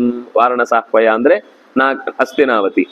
ಮತ್ತೆ ಹಸ್ತಿನಾವತಿಗೆ ಹೋಗ್ಲಿಕ್ಕಾಗಲ್ಲ. ಸಾಲ್ವನು ನಿರಾಕರಣೆ ಮಾಡಿದ, ಬಂಧುಗಳೂ ನನ್ನನ್ನ ಬಿಟ್ಟು ಬಿಟ್ಟಿದ್ದಾರೆ, ಎಲ್ಲಿಗೂ ಹೋಗ್ಲಿಕ್ಕಾಗದೆ ಅನುಜ್ಞಾತಾತು ಭೀಷ್ಮೇಣ ಸಾಲ್ವಮುದ್ದಿಶ್ಯ ಕಾರಣಂ ಕಿನ್ನು ಗರ್ಹಾಂ ಯಥಾತ್ಮಾನಂ ಅಥ ಭೀಷ್ಮಂ ದುರಾಸದಂ. ಭೀಷ್ಮ ಅನುಜ್ಞೆ ಕೊಟ್ಟೇ ಸಾಲ್ವನ ಬಳಿಗೆ ಕಳುಹಿಸಿದ್ದು. ಈಗ ನನ್ನನ್ನೇ ನಾನು ಬೈಕೊಳ್ಬೇಕೋ ಅಥವಾ ಭೀಷ್ಮನನ್ನ ಬೈಬೇಕೋ, ಸಾಲ್ವನನ್ನ ಬೈಬೇಕೋ ಅಥವಾ ನನ್ನ ಮೂಢನಾದ ಅಪ್ಪನನ್ನ ಬೈಬೇಕೋ? ಯಾರನ್ನು ಬೈಲಿ ನಾನು? ಅಥವಾ ಪಿತರ ಮೂಢಂ ಯೋ ಮೇ ಅಕಾರ್ಷೀತ್ ಸ್ವಯಂವರಂ. ಯಾಕೆ ಈ ಸ್ವಯಂವರ ಮಾಡ್ಬೇಕಿತ್ತು? ವೀರ್ಯ ಶುಲ್ಕ ಕೊಟ್ಟು ನನ್ನ ಹತ್ರ ಕೇಳಿ ನಿಮ್ಗೆ ಯಾರು ಬಯಕೆಯಲ್ಲಿದ್ದಾರೋ ಅವ್ರ ಜೊತೆಗೆ ಬದುಕು ನಡೆಸಿ ಅಂತ ಹೇಳ್ಬೋದಿತ್ತಲ್ವಾ? ನಮ್ಮಪ್ಪ ಮೂಢ, ಮಯಾಹಂ ಸ್ವಕೃತೋ ದೋಷೋ. ಇನ್ನೂ ಒಂದು ಹೇಳ, ಒಳಗಿನಿಂದ ಸ್ವಕೃತ ದೋಷ ಇದು. ನಮ್ಮ ಅಪ್ಪನಿಗೆ ಈ ವಿಷಯ ಗೊತ್ತಿದ್ರೆ ಏನಾದ್ರೂ ಬೇರೆ ಆಗ್ತಿತ್ತು ಏನು, ನಾನೇ ಹೇಳಲಿಲ್ಲ. ಹೇಗೂ ಸ್ವಯಂವರದಲ್ಲಿ ಅವನು ಬಂದಾಗ ಸಾಲ್ವಪತಿ ಅತ್ಯಂತ ಬಲಿಷ್ಠ ಅಂತ ಗೊತ್ತಿತ್ತು, ಭೀಷ್ಮ ಬರ್ತಾನೆ ಅಂತ ಯಾರಿಗೆ ಕನಸು ಬಿದ್ದಿತ್ತು. ಆದ್ರಿಂದಾಗಿ ಅವನು ಗೆದ್ದು ಬಿಡ್ತಾನೆ, ಕರ್ಕೊಂಡು ಹೋಗ್ತಾನೆ ಅಂತ. ಮಯಾತು ಸ್ವಕೃತೋ ದೋಷ, ನಾನೇ ಮಾಡಿಕೊಂಡ ದೋಷ. ನಮ್ಮ ಅಪ್ಪನಿಗೆ ಹೇಳಿಲ್ಲ, ಅಪ್ಪ ನಮ್ಮ ಹತ್ರ ಕೇಳಲಿಲ್ಲ, ನೀವೇನಾದ್ರೂ ಯೋಚನೆ ಮಾಡಿದ್ದೀರಾ ನಿಮ್ಮ ಬದುಕಿನ ಬಗ್ಗೆ ಅಂತ ಕೇಳಲಿಲ್ಲ. ನಾವು ಕೂಡ ನಾವು ಹೀಗೊಂದು ಯೋಚಿಸಿದ್ದೆವು, ನಿಮ್ಮ ಹತ್ರ ಹೇಳ್ಬೇಕು ಅಂತ ನಾವು ನಮ್ಮ ಅಪ್ಪ ಅಮ್ಮನ ಹತ್ರ ಹೇಳ್ಕೊಳ್ಳಿಲ್ಲ. ಯಾಹಂ ಭೀಷ್ಮ ರಥಾತ್ ತದಾ ಪ್ರವೃತ್ತೆ ದಾರುಣೆ ಯುದ್ಧೆ ಸಾಲ್ವಾರ್ಥಂ ನಾಪತಂ ಪುರ ತಸ್ಯೇಯಂ ಫಲ ನಿರ್ವೃತ್ತಿ ಯದಾಪನ್ನಾಸ್ಮಿ ಮೂಢವತ್. ಅಷ್ಟರ ಮಧ್ಯದಲ್ಲಿ ಭೀಷ್ಮ ರಥಿಕನಾಗಿ ಬಂದು ದಾರುಣವಾದ ಯುದ್ಧದಲ್ಲಿ ಸಾಲ್ವನನ್ನ ಸೋಲಿಸಿ ಸಾಲ್ವನ ಕೈ ಸಿಗದೆ ನಾನು ಭೀಷ್ಮನ ಪಾಲಾದೆ. ಭೀಷ್ಮನೋ ಫಲ ಅಪೇಕ್ಷೆ ಇಲ್ಲದೆ ಮಾಡಿದಂತಹ ಈ ಕೆಲಸದಿಂದ ನಾನು ಆಪತ್ತಿಗೆ ಬಿದ್ದೆ. ಅವನು ಫಲಾಪೇಕ್ಷೆಯಿಂದ ಮಾಡಿದ್ದಲ್ಲ, ತನಗೆ ಈ ಹೆಣ್ಮಕ್ಳು ಬೇಕು ಅಂತ ಮಾಡಿದ್ದಲ್ಲ, ಆದ್ರೆ ನಾನು ಕಷ್ಟಕ್ಕೆ ಬಿದ್ದೆ. ದಿಗ್ಭೀಷ್ಮಂ ದಿಕ್ಷಮೇ ಮಂದಂ ಪಿತರಂ ಮೂಢಚೇತಸಂ ಏನಾಹಂ ವೀರ್ಯಶುಲ್ಕೇನ ಪಣ್ಯ ಸ್ತ್ರೀವ ಪ್ರಚೋದಿತ. ಮಾರಾಟಕ್ಕಿರುವ ಹೆಣ್ಮಕ್ಳು, ಮಾರಾಟಕ್ಕಿರುವ ವಸ್ತುವು ನಾವು ಪಣ್ಯ ಸ್ತ್ರೀ ಇವ ಪ್ರಚೋದಿತ, ವೀರ್ಯಶುಲ್ಕ ಅಂತ ಹೇಳಿ ಘೋಷಣೆ ಮಾಡಿ ನಮ್ಮ ಮನಸ್ಸಿನ ಬಯಕೆಗಳನ್ನೇ ಅಪ್ಪ ಗಮನಿಸ್ಲಿಲ್ಲ. ಭೀಷ್ಮನಿಗೆ ಧಿಕ್ಕಾರ. ಅವನು ನೀವು ಹೇಳಿದ ಮಾತು, ತಾನು ಮದುವೆ ಆಗ್ಲಿಕ್ಕೆ ಬರದೆ ಯಾಕೆ ಗೆಲ್ಬೇಕಿತ್ತು? ದಿಗ್ಭೀಷ್ಮಂ ದಿಚ್ಚ ಮೂಢಚೇಸ ಸಂಬಂಧಂ ಪಿತರಂ. ನಮ್ಮಪ್ಪ ಯಾರೋ ವೀರ್ಯ ಶುಲ್ಕದಿಂದ ಗೆದ್ದ ತಕ್ಷಣವೇ ಅವಳನ್ನ ಕರ್ಕೊಳ್ತಾರೆ, ಅವರಿಗೆ ಜೀವನ ನಡೆಯುತ್ತೆ ಅನ್ನುವ ರೀತಿಯಲ್ಲಿ ಯೋಚಿಸಿ ಯಾಕಪ್ಪ ಈ ಸ್ವಯಂವರವನ್ನು ಇಡಬೇಕಿತ್ತು? ಪಣ್ಯ ಸ್ತ್ರೀ ಇವ ಮಾರಾಟಕ್ಕಿಟ್ಟ ವಸ್ತುವಿನಂತೆ ನನ್ನನ್ನು ಹೀಗೆ ಎಲ್ಲೋ ಕಳಚಿ ಬಿಟ್ರಲ್ಲ. ಧಿಂಗ್ಮಾಂ, ನನಗೆ ಧಿಕ್ಕಾರವನ್ನು ಹೇಳ್ಕೊಳ್ಬೇಕು. ದಿಕ್ ಸಾಲ್ವರಾಜಾನಂ ದಿಗ್ಧಾತಾರಂ ಅಥಾಪಿವ, ನನ್ನ ಸೃಷ್ಟಿ ಮಾಡದವನ್ನ ತಲೆ ಚಚ್ಚಬೇಕು ನಾನು. ದಿಗ್ಧಾತಾರಂ, ನನ್ನ ಹಣೆಯಲ್ಲಿ ಸರಿಯಾಗಿ ಬರಹ ಬರಿಬೇಕಿತ್ತಲ್ವಾ, ಸರಿಯಾಗಿ ನನ್ನ ಬದುಕಿಗೆ ಏನು ದಾರಿ ಅಂತ ತೋರಿಸ್ಬೇಕಿತ್ತಲ್ವಾ. ಭೀಷ್ಮನಿಗೆ ಧಿಕ್ಕಾರ ಇರಲಿ, ಸಾಲ್ವನಿಗೆ ಧಿಕ್ಕಾರ ಇರಲಿ, ನಮ್ಮ ಅಪ್ಪನಿಗೆ ಧಿಕ್ಕಾರ ಇರಲಿ, ನನಗೇ ಧಿಕ್ಕಾರ ಇರಲಿ. ಯಾಕಂದ್ರೆ ನಾನು ಸ್ವಯಂಕೃತ ಅಪರಾಧ ಮಾಡಿಯೇ ಈ ಕಷ್ಟಕ್ಕೆ ಬಿದ್ದದ್ದು. ಇಷ್ಟೂ ಜನರನ್ನ ಈ ರೀತಿ ವ್ಯವಸ್ಥೆ ಮಾಡಿದ್ನಲ್ಲ, ಆ ದಿಗ್ಧಾತಾರಂ, ಆ ಹುಟ್ಟಿಸಿದವನಿಗೆ ತಲೆಗೆ ಎರಡು ಬಿಟ್ಟು ಮಾತಾಡಬೇಕು. ಏನ ಯೇಷಾಂ ದುರ್ನೀತ ಭಾವೇನ ಪ್ರಾಪ್ತಾಸ್ಮ್ಯಾಪದಂ ಅನುತ್ತಮಾಂ ಸರ್ವಥಾ ಭಾಗದೇಯಾನಿ ಸ್ವಾನಿ ಪ್ರಾಪ್ನೋತಿ ಮಾನವಃ. ಅವಳು ಹೇಳ್ಕೊಳ್ತಾಳೆ, ದುರ್ನೀತ ಭಾವೇನ ಪ್ರಾಪ್ತಾಸ್ಮಿ. ಭೀಷ್ಮ ನನ್ನನ್ನ ಕರ್ಕೊಂಡು ಬಂದು ತನ್ನ ಹಸ್ತಿನಾವತಿಯಲ್ಲಿ ಇಟ್ಟುಕೊಂಡು ಮೇಲೂ ಸಾಲ್ವನಿಗೆ ನನ್ನನ್ನು ಕರ್ಕೊಂಡು ಹೋದ ರೀತಿ ಇಷ್ಟ ಆಗ್ಲಿಲ್ಲ. ಅವನಿಗೆ ಭೀಷ್ಮ ಕರ್ಕೊಂಡು ಹೋದ ಅನ್ನೋ ವಿಷಯ ಇಷ್ಟ ಆಗ್ಲಿಲ್ಲ. ವಸ್ತುತಃ ನಾನು ತುಂಬಾ ದೊಡ್ಡ ಆಪತ್ತಿಗೆ ಸಿಕ್ಕಾಕಿಕೊಂಡೆ. ಉತ್ತಮಾಂ ಆಪದಂ, ಒಳ್ಳೆ ಆಪತ್ತಿಗೆ ನಾವು ಮಾತಾಡುವ ಕೆಲವೊಮ್ಮೆ ಹೇಳ್ತೀವಲ್ಲ, ಒಳ್ಳೆ ಕಷ್ಟಕ್ಕೆ ಬಿದ್ನಪ್ಪ ನಾನು ಅಂತ. ಅದನ್ನ ಹೇಳುವ ಮಾತು ಅದು ಸಂಸ್ಕೃತದ್ದೇ.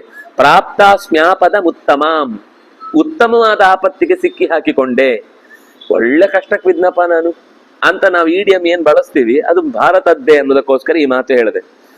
ಸರ್ವಥಾ ಭಾಗದೇಯಾನಿ ಸ್ವಾನಿ ಪ್ರಾಪ್ನೋತಿ ಮಾನವ. ಏನ್ ಹೇಳುದು? ಪ್ರತಿಯೊಬ್ಬ ಮನುಷ್ಯನು ತನ್ನ ಭಾಗದೇಯ ಏನಿದೆಯೋ ಅದನ್ನೇ ಪಡ್ಕೊಳ್ತಾನೆ. ಸ್ವಾನಿ ಭಾಗದೇಯಾನಿ ಏವ ಮಾನವ ಪ್ರಾಪ್ನೋತಿ. ಅನಯಸ್ಯಾಸ್ಯ ಮುಖಂ ಭೀಷ್ಮ ಶಾಂತನವೋ ಮಮ. ನನ್ನ ಯಾವುದೋ ಹಿಂದಿನ ತಪ್ಪು ಕೆಲಸಕ್ಕಾಗಿ ಭೀಷ್ಮ ಒಂದು ನೆಪವಾದ, ಭೀಷ್ಮ ಒಂದು ಕಾರಣನಾದ. ಸಾ ಭೀಷ್ಮೇ ಪ್ರತಿಕರ್ತವ್ಯಂ ಅಹಂ ಪಶ್ಯಾಮಿ ಸಾಂಪ್ರತಂ ತಪಸಾವ ಯುಧಾವಾಪಿ ದುಃಖ ಹೇತು ಸಮೇ ಮತ. ಏನಾದ್ರೂ ನನ್ನ ದುಃಖಕ್ಕೆ ಮೂಲ ಕಾರಣ ಭೀಷ್ಮ. ಅವನು ಬರದೇ ಇದ್ದಿದ್ರೆ ಅವತ್ತು ಸ್ವಯಂವರದಲ್ಲಿ ನಾನಿಷ್ಟು ದುಃಖ ಪಡ್ತಿರ್ಲಿಲ್ಲ. ಬಂದ್ರು ಯುದ್ಧ ಮಾಡದೇ ಇದ್ರೆ ನಾನಿಷ್ಟು ದುಃಖ ಪಡ್ತಿರ್ಲಿಲ್ಲ. ಯುದ್ಧ ಮಾಡಿದ್ರು ಮೊದಲೇ ನನ್ನನ್ನ ಮುಟ್ಟದೆ ಸಾಲ್ವನಿಗೆ ಬಿಟ್ಟು ಕೊಟ್ಟಿದ್ರೆ ನನಗೆ ಈ ದುಃಖ ಆಗ್ತಿರ್ಲಿಲ್ಲ. ಆದ್ರಿಂದಾಗಿ ಭೀಷ್ಮನಿಗೆ ಪ್ರತಿಕರ್ತವ್ಯಂ, ಪ್ರತೀಕಾರ ತೀರಿಸ್ಬೇಕು ನಾನು. ಅದು ಚೆನ್ನಾಗಿ ಮಾಡಬೇಕು. ಸಾಂಪ್ರತಂ ಪಶ್ಯಾಮಿ, ನಿಜವಾಗಿಯೂ ನಾನು ಅವನಿಗೆ ವಿರುದ್ಧವಾಗಿ ನಡ್ಕೊಳ್ಳೇಬೇಕು. ಹೇಗ್ ಮಾಡುದು? ತಪಸಾವ ಯುಧಾವಾಪಿ, ಒಂದು ಯುದ್ಧದಿಂದ ಅವನನ್ನ ಪ್ರತೀಕಾರ ಮಾಡಬೇಕು, ಇಲ್ಲ ತಪಸ್ಸಿನಿಂದ ಯುದ್ಧ ಮಾಡಬೇಕು. ಯಾಕೆಂದ್ರೆ ನನ್ನ ದುಃಖಕ್ಕೆ ಮೂಲ ಹೇತು ಅವನೇ ಆಗಿದ್ದಾನೆ. ಕೋನು ಭೀಷ್ಮಂ ಯುಧಾ ಜೇತುಂ ಉತ್ಸಹೇತ ಮಹೀಪತಿ. ಎರಡನೇದು ಸಾಧ್ಯ ಇಲ್ಲ. ಯಾರಾದ್ರೂ ಭೀಷ್ಮನನ್ನ ಸೋಲಿಸಿ ನನಗೆ ಸಮಾಧಾನ ತರಬಲ್ಲ ವೀರಾಗ್ರಣಿ ಇದ್ದಾನ? ಕನಸು ಬೀಳಲ್ಲ ಯಾರಿಗೂ ನಾನು ಭೀಷ್ಮನನ್ನು ಗೆದ್ದೆ ಅಂತ. ಆದ್ರಿಂದಾಗಿ ಕೋನು ಭೀಷ್ಮಂ ಯುಧಾ ಜೇತು ಮುತ್ಸಹೇತ ಮಹೀಪತಿ. ಯಾರೇ ದೊಡ್ಡ ಮಹಾರಾಜ ಇರ್ಲಿ, ಭೀಷ್ಮನನ್ನು ಸೋಲಿಸಿ ನಾನು ಗೆದ್ದು ಬಿಡ್ತೇನೆ ಅಂತ ಅನ್ನುವ ಕನಸು ಯಾರಿಗೂ ಬೀಳಲ್ಲ. ಏವಂ ಸಾ ಪರಿನಿಶ್ಚಿತ್ಯ ಜಗಾಮ ನಗರಾದ್ಬಹಿ. ಆದ್ರಿಂದಾಗಿ ಎರಡನೇದ್ದೇ ದಾರಿ ಉಚಿತವಾದದ್ದು, ತಪಸ್ಸೇ ನನಗೆ ಗತಿ. ಆದ್ರಿಂದಾಗಿ ಊರಿನಿಂದ ಹೊರಕ್ಕೆ ಸಾಗಿದ್ಲು. ಜನರಿರುವ ಮಧ್ಯದಲ್ಲಿ ಅವಳಿಗೆ ಇಷ್ಟನೇ ಆಗ್ಲಿಲ್ಲ ಬದುಕಲಿಕ್ಕೆ. ಆಶ್ರಮಂ ಪುಣ್ಯಶೀಲಾನಾಂ ತಾಪಸಾನಾಂ ಮಹಾತ್ಮನಾಂ ತತಸ್ತಾಂ ಅವಸದ್ರಾತ್ರಿಂ ತಾಪಸೈ ಪರಿವಾರಿತ. ತಾಪಸಿಗರ ಆಶ್ರಮಗಳಲ್ಲಿ ದಿನಗಳನ್ನ ಕಳೀತಾ ಹೋದ್ಲು. ಮಹಾತ್ಮರತ್ರ ತನ್ನ ಕಷ್ಟಗಳನ್ನ ಹೇಳಿಕೊಂಡ್ಲು. ಆಚಕ್ಯೌಚ ಯಥಾವೃತ್ತಂ ಸರ್ವವಾತ್ಮನಿ ಭಾರತ ವಿಸ್ತರೇಣ ಮಹಾಬಾಹೋ ನಿಖಿಲೇನ ಶುಚಿಸ್ಮಿತ. ಶುಚಿಸ್ಮಿತ ಅವಳು ನಕ್ಕರೆ ತುಂಬಾ ಚಂದ ಇದ್ಲಂತೆ. ಅವಳು ನಡೆದ ಘಟನೆಯನ್ನ ತನಗೆ ಎಲ್ಲೆಲ್ಲಿ ಆಶ್ರಮಕ್ಕೆ ಹೋಗುವಾಗ ಸಜ್ಜನರು ತನ್ನ ದುಃಖಕ್ಕೆ ಕಿವಿಯಾಗಿ ನಿಂತಿದ್ರು ಅಂತವರ ಹತ್ರ ಎಲ್ಲರ ಹತ್ರನು ತನ್ನ ಕಷ್ಟವನ್ನು ಹೇಳ್ಕೊಂಡು, ಯಾರಾದ್ರೂ ಒಬ್ರು ನನಗೆ ಪರಿಹಾರ ಸೂಚಿಸಿ ಯಾರು ಅಂತ. ಹರಣಂಚ ವಿಸರ್ಗಂಚ ಸಾಲ್ವೇನ ಚ ವಿಸರ್ಜನಂ ತತಸ್ತತ್ರ ಮಹಾನಾಸೀದ್ ಬ್ರಾಹ್ಮಣ ಸಂಶಿತೌ ವ್ರತಃ ಶೈಖಾವತ್ಯಸ್ತಪೋ ವೃದ್ಧಃ ಶಾಸ್ತ್ರೇ ಚಾರಣ್ಯಕೆ ಗುರು. ನನ್ನನ್ನು ಅಪಹರಿಸಿದ್ದು, ಮತ್ತೆ ಬಿಟ್ಟದ್ದು, ಮತ್ತೆ ಸಾಲ್ವ ನನ್ನನ್ನ ತೊರೆದದ್ದು, ಭೀಷ್ಮ ಸ್ವೀಕರಿಸಿ ಬಿಟ್ಟು ಸಾಲ್ವ ತ್ಯಾಗ ಮಾಡಿದ ಎಲ್ಲ ಸಂಗತಿಗಳನ್ನು ಹೇಳ್ತಾ ಇದ್ಲು. ಒಬ್ಬ ಯಾರೋ ಒಳ್ಳೆಯ ವ್ರತಾನುಷ್ಠಾನಶೀಲನಾದ ಒಬ್ಬ ಋತ್ವಿಜನಿದ್ದ, ತಪೋವೃದ್ಧ, ಆರಣ್ಯಕ, ಕಾಡಿನಲ್ಲಿ ವಾಸ ಮಾಡುವವ, ಗುರು, ಶಾಸ್ತ್ರದಲ್ಲಿ ಬಹಳ ಚೆನ್ನಾಗಿ ಪರಿಣತನಾಗಿದ್ದ, ಅನೇಕ ಜನ ಶಿಷ್ಯರೊಂದಿಗೆ ಕೂಡಿದ್ದ. ಅವನ ಹತ್ರ ಹೋಗಿ ಆರ್ತಾಂ ತಾಂ ಆಹ ಸಾಮುನಿಹಿ ಸಮುನಿಹಿ ಶೈಖಾವತ್ಯೋ ಮಹಾತಪಾ. ಅವನ ಹೆಸರು ಶೈಖಾವತ್ಯ ಅಂತ ಅವನ ಹೆಸರು, ಆ ತಪಸ್ವಿಯ ಹೆಸರು, ಮಹಾತಪಸ್ವಿ. ಅವಳು ಪ್ರತಿ ಸರ್ತಿ ಕತೆ ಹೇಳುವಾಗ್ಲೂ ನಿಟ್ಟುಸಿರು ಬಿಡ್ತಾ ಇದ್ಲು. ನುಡಿಸುವುದು ಅಂತ, ಜೋರಾಗಿ ಉಸಿರು ತಗೊಂಡು ಜೋರಾಗಿ ಉಸಿರು ಬಿಡುದು. ಅಂದ್ರೆ ಸಿಟ್ಟು ಬರುತ್ತೆ. ಸಿಟ್ಟು ಬಂದಾಗ ತನ್ನ ನಿಯಂತ್ರಣದಲ್ಲಿ ತಾನಿರುವುದಿಲ್ಲ, ದುಃಖ ಒತ್ತರಿಸಿ ಬರುತ್ತೆ, ತನಗೆ ಯಾರೂ ಇಲ್ಲ ಅನ್ನುವ ಅಸಹಾಯಕತೆ ಕಾಡುತ್ತೆ ಅಂತ. ಏವಂ ಗತೇತು ಕಿಂ ಭದ್ರೇ ಶಕ್ಯಂ ಕರ್ತುಂ ತಪಸ್ವಿಭಿ ಆಶ್ರಮಸ್ಥೈ ಮಹಾಭಾಗೆ ತಪೋಯುಕ್ತೈರ್ಮಹಾತ್ಮಭಿಃ. ಭದ್ರೇ, ಮಂಗಳೇ, ನೀನು ಹೀಗೆ ತಪಸ್ವಿಗಳ ಹತ್ರ ಇಂಥ ಸಂಗತಿಗಳನ್ನು ಹೇಳಿದ್ರೆ ಅವ್ರು ಏನ್ ಮಾಡ್ಲಿಕ್ಕಾಗತ್ತೆ ಹೇಳು. ಅವರು ಇದೆಲ್ಲ ಜಂಜಾಟ ಬೇಡ ಅಂತಾನೆ ಬಿಟ್ಟು ಕಾಡಲ್ಲಿ ನೆಮ್ಮದಿಯಿಂದ ಇದ್ದಾರೆ. ನಿನ್ಮನೆ ಸುದ್ದಿಯನ್ನ ಅವ್ರ ತಲೆಯೊಳಗೆ ತುಂಬಿ ಅವ್ರೇನ್ ಪರಿಹಾರ ಕೊಡ್ತಾರೆ ಅಂತ ನೀನು ಹುಡುಕಿದ್ರೆ ಏನ್ ಸಿಗುತ್ತೆ ಮಗು? ಆಶ್ರಮಸ್ಥರು ಯಾರು ಕೂಡ ಇದರ ಬಗ್ಗೆ ತಲೆ ಕೆಡಿಸ್ಕೊಳ್ಳುವುದಿಲ್ಲ. ಇದೆಲ್ಲ ರಾಜರ ಸುದ್ದಿಯನ್ನ ಅವರು ಮಧ್ಯ ತಲೆ ಹಾಕಿ, ಏನು ಇದು ರಾಷ್ಟ್ರ ರಾಜಕಾರಣದ ದೊಡ್ಡ ಸಂಗತಿ ಏನಾದ್ರೂ ಆಗಿದ್ರೆ ಕೆಲವೊಂದ್ ಸರ್ತಿ ಏನಾದ್ರೂ ಸಲಹೆ ಸೂಚನೆ ಕೊಡ್ಲಿಕ್ಕೆ ಬರ್ತಾರೆ. ಬಿಟ್ರೆ ತುಂಬಾ ದೊಡ್ಡ ಸಮಸ್ಯೆ ಅಂದಾಗ ಮಾತ್ರ ಅವ್ರು ರಾಜರ ಹತ್ರ ಬರ್ತಾರೆ ಹೊರತು ಈ ಸಣ್ಣ ಸಮಸ್ಯೆಗಳಿಗೆಲ್ಲ ಅವ್ರು ತಲೆ ಹಾಕುದೇ ಇಲ್ಲಪ್ಪ. ಸಾ ತ್ವೇನಂ ಅಬ್ರವೀತ್ ರಾಜನ್ ಕ್ರಿಯತಾಂ ಮದನುಗ್ರಹ. ನನಗೆ ನೀವೇನು ಮಾಡಬೇಡಿ, ಸಮಸ್ಯೆ ಪರಿಹಾರ ಮಾಡ್ಲಿಕ್ಕೆ ನೀವು ಭೀಷ್ಮನ ಹತ್ರ ಬರುವುದೇನು ಬೇಡ, ನನಗೆ ಅನುಗ್ರಹ ಮಾಡಿ. ಪ್ರಾವ್ರಾಜ್ಯಂ ಅಹಮಿಚ್ಛಾಮಿ ತಪಸ್ತಪ್ಸ್ಯಾಮಿ ದುಶ್ಚರಂ. ನಾನು ಸನ್ಯಾಸದ ಬದುಕನ್ನು ಇಷ್ಟಪಡ್ತೇನೆ. ಪ್ರಾವ್ರಾಜ್ಯ ಅಂದ್ರೆ ಪ್ರವ್ರಜನ, ಎಲ್ಲ ಬಿಡ್ತಾ ಇದ್ದೇನೆ. ನಾನು ಮದುವೆಗಿದ್ದು ಇದ್ರ ಬಗ್ಗೆ ಯಾವ್ದಿನ್ನು ಯೋಚಿಸುವುದಿಲ್ಲ. ನನಗೆ ತಪಸ್ಸು ಮಾಡ್ಲಿಕ್ಕೆ ಬೇಕಿರುವ ಶಕ್ತಿಯನ್ನ ಕೊಡಿ, ನಾನು ತಪಸ್ಸು ಮಾಡ್ಲಿಕ್ಕೆ ಬೇಕಿರುವ ಮಾರ್ಗದರ್ಶನವನ್ನು. ದುಶ್ಚರಂ ತಪಃ ತಪ್ಸ್ಯಾಮಿ, ಕಠಿಣವಾದ ತಪಸ್ಸನ್ನ ಮಾಡ್ತೇನೆ, ಕಠಿಣವಾದ ವ್ರತವನ್ನು ತೊಡುತ್ತೇನೆ. ಮಯೈವ ಯಾನಿ ಕರ್ಮಾಣಿ ಪೂರ್ವದೇಹೇ ತುಮೂಢಯ. ಅವಳಿಗೆ ಗೊತ್ತಿಲ್ಲ, ಆದ್ರೆ ಹೇಳ್ತಾಳೆ ನೋಡಿ, ಮಯೈವ ಯಾನಿ ಕರ್ಮಾಣಿ ಪೂರ್ವದೇಹೇತು. ನನ್ನ ಈ ಹಿಂದಿನ ಶರೀರದಲ್ಲಿ, ಜನ್ಮದಲ್ಲಿ ಮೂಢ ಬುದ್ಧಿಯಿಂದ ಮಯೈವ, ನಾನೇ ಯಾವ ಕೆಟ್ಟ ಕರ್ಮ ಮಾಡಿದ್ದೇನೋ, ಕೃತಾನಿ ನೂನಂ ಪಾಪಾನಿ ತೇಷಾಂ ಏತತ್ ಫಲಂ ಧ್ರುವಂ. ಈಗ ನನಗೆ ಈ ದುಃಖ ಬಂದಿದೆ ಅಂದ್ರೆ ಭೀಷ್ಮನನ್ನೂ ಬೈದು ಉಪಯೋಗ ಇಲ್ಲ, ನಮ್ಮ ಅಪ್ಪನನ್ನೂ ಬೈದು ಉಪಯೋಗ ಇಲ್ಲ, ಸಾಲ್ವನನ್ನೂ ಬೈದು ಉಪಯೋಗ ಇಲ್ಲ, ನನ್ನನ್ನೇ ನಾನು ಬೈಕೊಂಡ್ರು ಯಾಕೆ ಹೀಗಾಯ್ತು, ಯಾಕೆ ಆ ಗುಟ್ಟಲ್ಲಿ ಅವರ ಜೊತೆಗೆ ಮಾತಾಡ್ಬೇಕಿತ್ತು ನನಗೂ ಗೊತ್ತಿಲ್ಲ. ಆಯ್ತದು, ಘಟನೆ ನಡೆದೋಯ್ತು ಅಷ್ಟೇ. ಆದ್ರೆ ಇದೆಲ್ಲದಕ್ಕೂ ಕಾರಣ ನಾನೇ ನಡೆಸಿದ ಪೂರ್ವಕರ್ಮದ ಫಲವನ್ನ ಈಗ ಉಣ್ತಾ ಇದ್ದೇನೆ. ಮೈತತ್, ನನ್ನಿಂದಲೇ ಆದ ಕರ್ಮಕ್ಕೆ ಇವತ್ತು ತೇಷಾಂ ಏತತ್ ಫಲಂ ಧ್ರುವಂ. ಇವತ್ತು ಆ ದುಃಖವನ್ನ, ಕಷ್ಟವನ್ನ ಅನುಭವಿಸ್ತಾ ಇದ್ದೇನೆ ಅಂದ್ರೆ ನನ್ನದೇ ಕರ್ಮದ ಫಲ. ನೋತ್ಸಹೇತು ಪುನರ್ಗಂತುಂ ಸ್ವಜನಂ ಪ್ರತಿ ತಾಪಸಾಹ. ಓ ತಾಪಸರೇ, ಮತ್ತೆ ನಾನು ಅಪ್ಪ ಅಮ್ಮನ ಹತ್ರ ಹೋಗ್ಲಿಕ್ಕೆ ಇಷ್ಟಪಡಲ್ಲ, ಮತ್ತೆ ನಾನು ಭೀಷ್ಮನ ಹತ್ರ ಹೋಗ್ಲಿಕ್ಕೆ ಇಷ್ಟಪಡಲ್ಲ, ಮತ್ತೆ ನಾನು ಅಂದ್ರೆ ಈ ಮಧ್ಯದಲ್ಲಿ 2-3 ಸರ್ತಿ ಹೋಗಿ ಬಂದೇಳು. ಸುಮಾರು 6 ವರ್ಷಗಳ ಕಾಲ ಓಡಾಡಿದ್ದಾಳೆ ಅಲ್ಲಿಂದ ಇಲ್ಲಿಗೆ. ಪುನಃ ಸಾಲ್ವಂ ಪುನರ್ಭೀಷ್ಮಂ ಭೀಷ್ಮಂ ಸಾಲ್ವಂ ಪುನಃ ಪುನಃ. ಆ ಮಾತು ಹೇಳುವಾಗ್ಲೇ ಅಷ್ಟು ಅವಳು, ಅಂದ್ರೆ ಅದು ಪ್ರಯಾಣ ಮಾಡ್ಬೇಕಲ್ಲ, ಇದು ಹಸ್ತಿನಾವತಿ, ಈ ಸಾಲ್ವ ಅಂದ್ರೆ ಎಲ್ಲಿ ಅಂತ ಸ್ಪಷ್ಟ ಗೊತ್ತಾಗಿಲ್ಲ. ಅಂತೂ ತುಂಬಾ ದೂರದ ಊರೇ, ಕೃಷ್ಣನಿಗೆ ಹತ್ತಿರದ ಊರು ಅಂತ ಅನ್ಸುತ್ತೆ. ದ್ವಾರಕೆಗೆ ಆಚೆ ಈಚೆ ಹತ್ತಿರದಲ್ಲಿರೋ ಊರು. ಹಾಗಾಗಿ ಅಲ್ಲಿ ತನಕ ಓಡಾಡಿ ಓಡಾಡಿ ಓಡಾಡಿ ಕೊನೆಗಳಿಗೆ ವೈರಾಗ್ಯ ಬಂತು. ಇನ್ನು ಇವ್ರ ಹತ್ರ ಕೇಳಿ ನನಗೆ ವಿವಾಹ ಆಗಿ ಬದುಕುವುದು ಅಂತ ಅನ್ನೋದಕ್ಕೆ ಅರ್ಥ ಇಲ್ಲ, ನಾನು ಸನ್ಯಾಸ ತಗೊಳ್ತೇನೆ, ನನಗೆ ಉಪದೇಶ ಕೊಡಿ ಅಂತ ಕೇಳಿ ನಾನೇ ಮಾಡಿದ ಕರ್ಮಕ್ಕೆ ಉಂಟಾ ಇದ್ದೇನೆ ಅಂತ ಆಮೇಲೆ ಅವಳಿಗೆ ಅದರ ಬಗ್ಗೆ ಒಂದು ಪ್ರಜ್ಞೆ ಬಂತು. ಪ್ರತ್ಯಾಖ್ಯಾತ ನಿರಾನಂದ ಸಾಲ್ವೇನ ಚ ನಿರಾಕೃತ. ಯಾವ ಸುಖವನ್ನು ಪಡ್ಲಿಕ್ಕಿಲ್ಲದೆ ಇರುವ ನಾನು ಎಲ್ಲರಿಂದಲೂ ತಿರಸ್ಕರಿಸಲ್ಪಟ್ಟೆ. ಸಾಲ್ವನೂ ಕೂಡ ನನ್ನನ್ನು ತಿರಸ್ಕಾರ ಮಾಡಿದ. ನನಗೆ ಇದು ನಂಬಿಕೆಗೆ ಬರ್ತಾ ಇಲ್ಲ. ಅವನಾದ್ರೂ ನನ್ನ ಮೇಲಿನ ಪ್ರೀತಿಯಿಂದ ನನ್ನ ಆಗು ಹೋಗುಗಳನ್ನೆಲ್ಲ ಮರೆತು ಸ್ವೀಕರಿಸಬಹುದಿತ್ತು. ಆದ್ರೆ ಅವನು ಕೂಡ ನನ್ನನ್ನು ಬಿಟ್ಟು ಬಿಟ್ಟ. ನಾನು ನಂಬಿದ್ದೆ, ಇಲ್ಲ ಅಂದ್ರೆ ಅಷ್ಟು ಧೈರ್ಯ ತೆಗೆದುಕೊಂಡು ಒಬ್ಬ ರಾಜನ ಹತ್ರ ನಾನು ಮರಳಿ ಹೋಗ್ತೇನೆ ಅಂತ ಒಂದು ದೇಶದ ವ್ಯವಸ್ಥೆಯಿಂದ ತಪ್ಪಿಸಿಕೊಂಡು ನಾನು ಹೊರಗೆ ಬಂದಿದ್ದೆ. ಉಪದಿಷ್ಟಂ ಇಹೇಚ್ಛಾಮಿ ತಾಪಸ್ಯಂ ವೀತ ಕಲ್ಮಷಾಹ ಯುಷ್ಮಾಭಿರ್ದೇವ ಸಂಕಾಶೈ ಕೃಪಾ ಭವತು ಓ ಮಯಿ. ನನ್ನಲ್ಲಿ ನೀವು ಪ್ರೀತಿ ತೋರಿಸ್ಬೇಕು, ಗೌರವ ಅಂದ್ರೆ ಅನುಗ್ರಹ ತೋರಿಸ್ಬೇಕು. ನಾನು ಕಲ್ಮಶಗಳಿಂದ ಮುಕ್ತಳಾಗಿ ತಪಸ್ಸನ್ನು ನಡೆಸುವ ದಾರಿಯನ್ನ ನೀವು ನಿರ್ದೇಶ ಮಾಡಬೇಕು. ಸತಾಂ ಆಶ್ವಾಸಯತ್ ಕನ್ಯಾಂ. ಆ ಕನ್ಯೆಗೆ ಧೈರ್ಯ ತುಂಬಿದ. ದೃಷ್ಟಾಂತಾಗಮ ಹೇತುಭಿ. ಬದುಕಿನಲ್ಲಿ ಅಂದ್ರೆ ಅವರು ಅನೇಕ ಮಾತುಗಳನ್ನ ಹೇಳಿದ್ರು. ನೋಡು, ಜೀವನ ಹೀಗೆ, ನಾವ್ ಅನ್ಕೊಂಡ ಹಾಗೆ ಎಲ್ಲ ಆಗತ್ತೆ ಅಂತ ಬಯಸಬಾರ್ದು. ಕೆಲವೊಂದ್ ಸರ್ತಿ ನಾವು ಅನ್ಕೊಂಡ ಹಾಗಾಗತ್ತೆ, ಕೆಲವು ನಾವು ಅನ್ಕೊಂಡದ್ದು ವಿಪರೀತವಾಗುತ್ತೆ, ಅಥವಾ ನಾವು ಅನ್ಕೊಂಡದ್ದು ಆಗಬಹುದು, ಅನ್ಕೊಳ್ಳದೇ ಇದ್ದದ್ದು ಆಗುತ್ತೆ. ಆದ್ರಿಂದ ಅನೇಕ ದೃಷ್ಟಾಂತ ಆಗಮ ಹೇತುಗಳಿಂದ ನನಗೆ ಅನೇಕ ರೀತಿಯ ಸಮಾಧಾನದ ಮಾತುಗಳನ್ನ ಸಾಂತ್ವಯಾಮಾಸ ಕಾರ್ಯಂ ಸ ಪ್ರತಿ ಜಜ್ಞೆ ದ್ವಿಜೈ ಸಹ.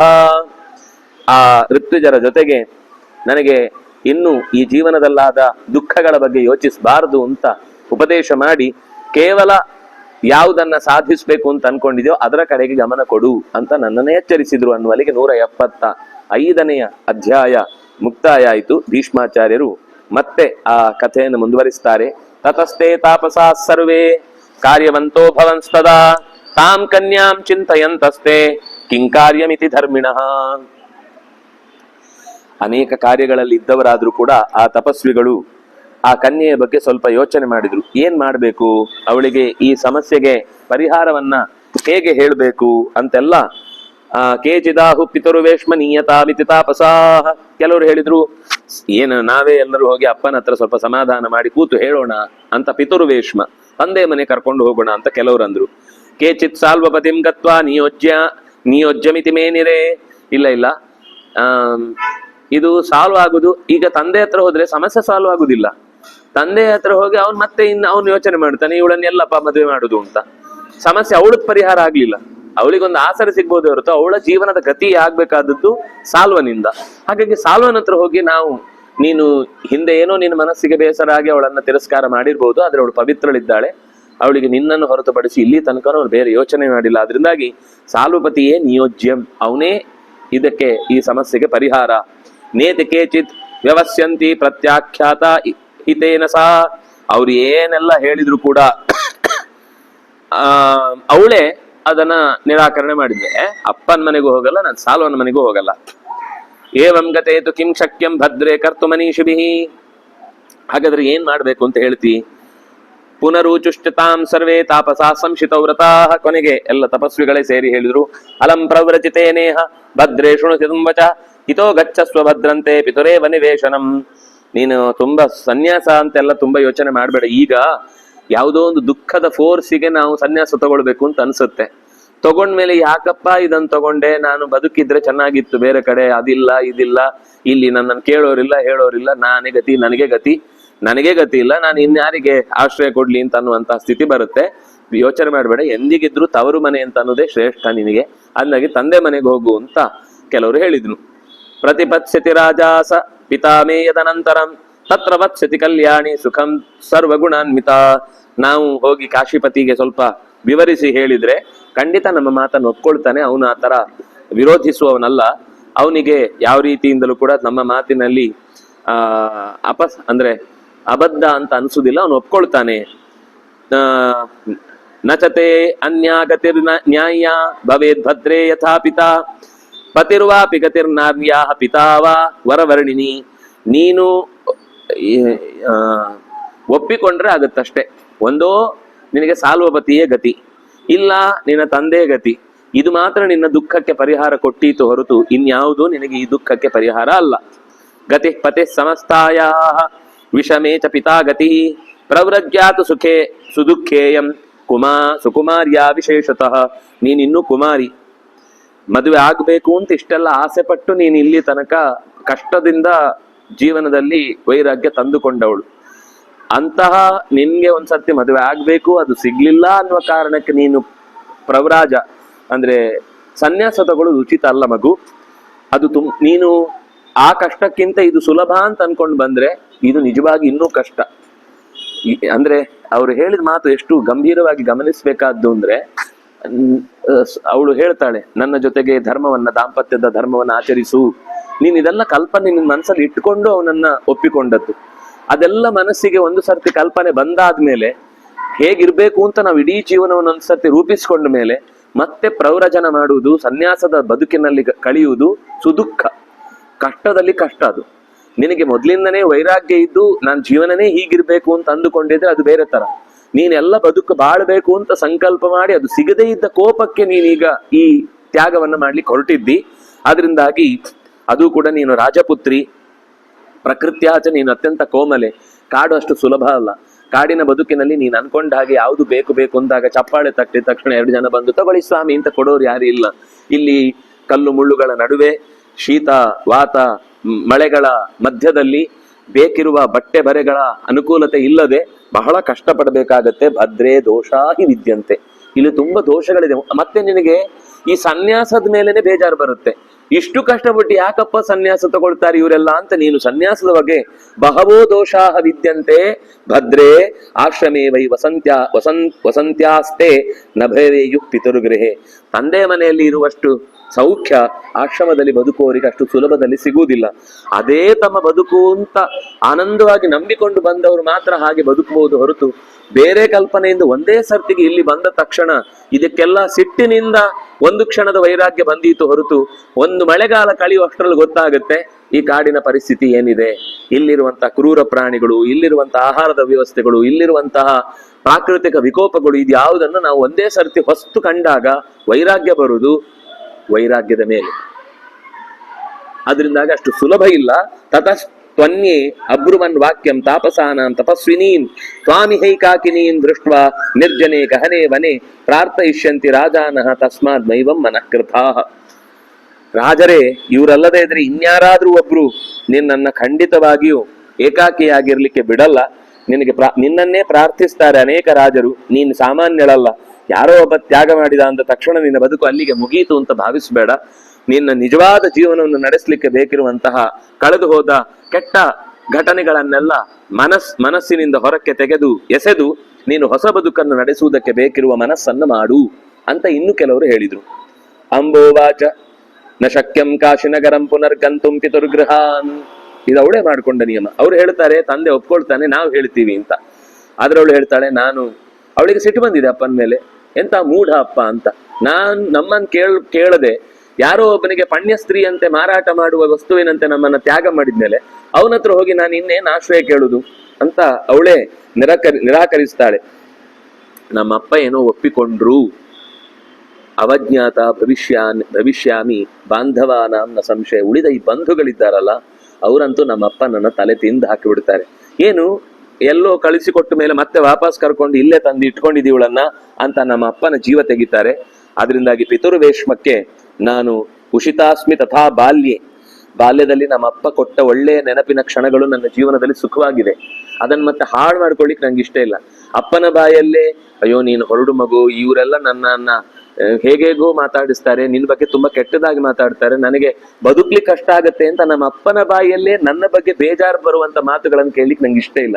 ನಾನು ಬಾಲ್ಯದಲ್ಲಿ ಸುಖವಾಗಿ ನಮ್ಮ ಅಪ್ಪನ ಒಳ್ಳೆಯ ಆಶ್ರಯವನ್ನು ಪಡೆದಿದ್ದೇನೆ, ಆ ನೆನಪು ಸಾಕು. ನಮ್ಮ ಅಪ್ಪನಿಗೆ ನಾನು ಮತ್ತೆ ಭಾರ ಆಗ್ಲಿಕ್ಕೆ ಇಷ್ಟಪಡಲ್ಲ. ನಾಹಂ ಗಮಿಷ್ಯೆ ಭದ್ರಂ ವಹ ತತ್ರ ಯತ್ರ ಪಿತಾಮಮ ತಪಸ್ತಪ್ತು ಅಭೀಪ್ಸಾಮಿ ತಾಪಸೈ ಪರಿರಕ್ಷಿತ.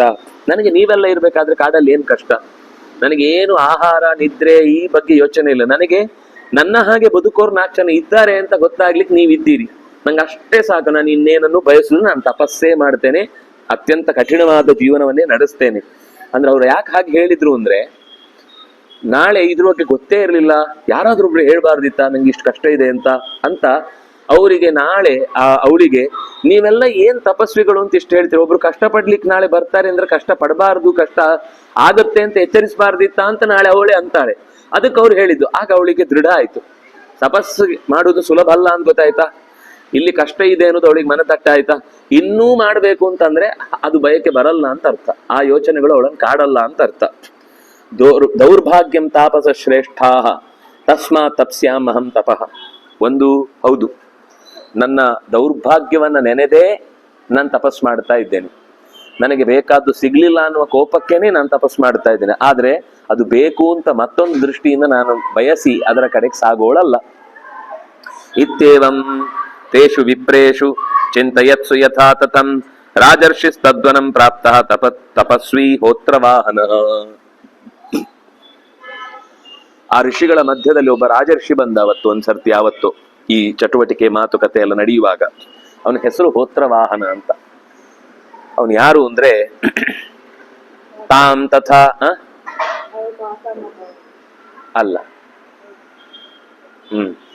ತಾಂ ತಥಾ ಭಾವಿನೀಂ ದೃಷ್ಟ್ವಾ ಶ್ರುತ್ವಾ ಚೋದ್ವಿಗ್ನಮಾನಸ ತತಸ್ತೆ ಭಾವಿನೀಂ ದೃಷ್ಟ್ವಾ ಶ್ರುತ್ವಾ ಚೋದ್ವಿಗ್ನಮಾನಸಃ ತತಸ್ತೆ ತಾಪಸಾ ಸರ್ವೇ ಪೂಜಯಂತಿ ಸ್ಮ ತಂ ನೃಪಂ ಪೂಜಾಭಿಃ ಸ್ವಾಗತಾದ್ಯಾಭಿಃ ಆಸನೇನೋದಕೇನ ಚ.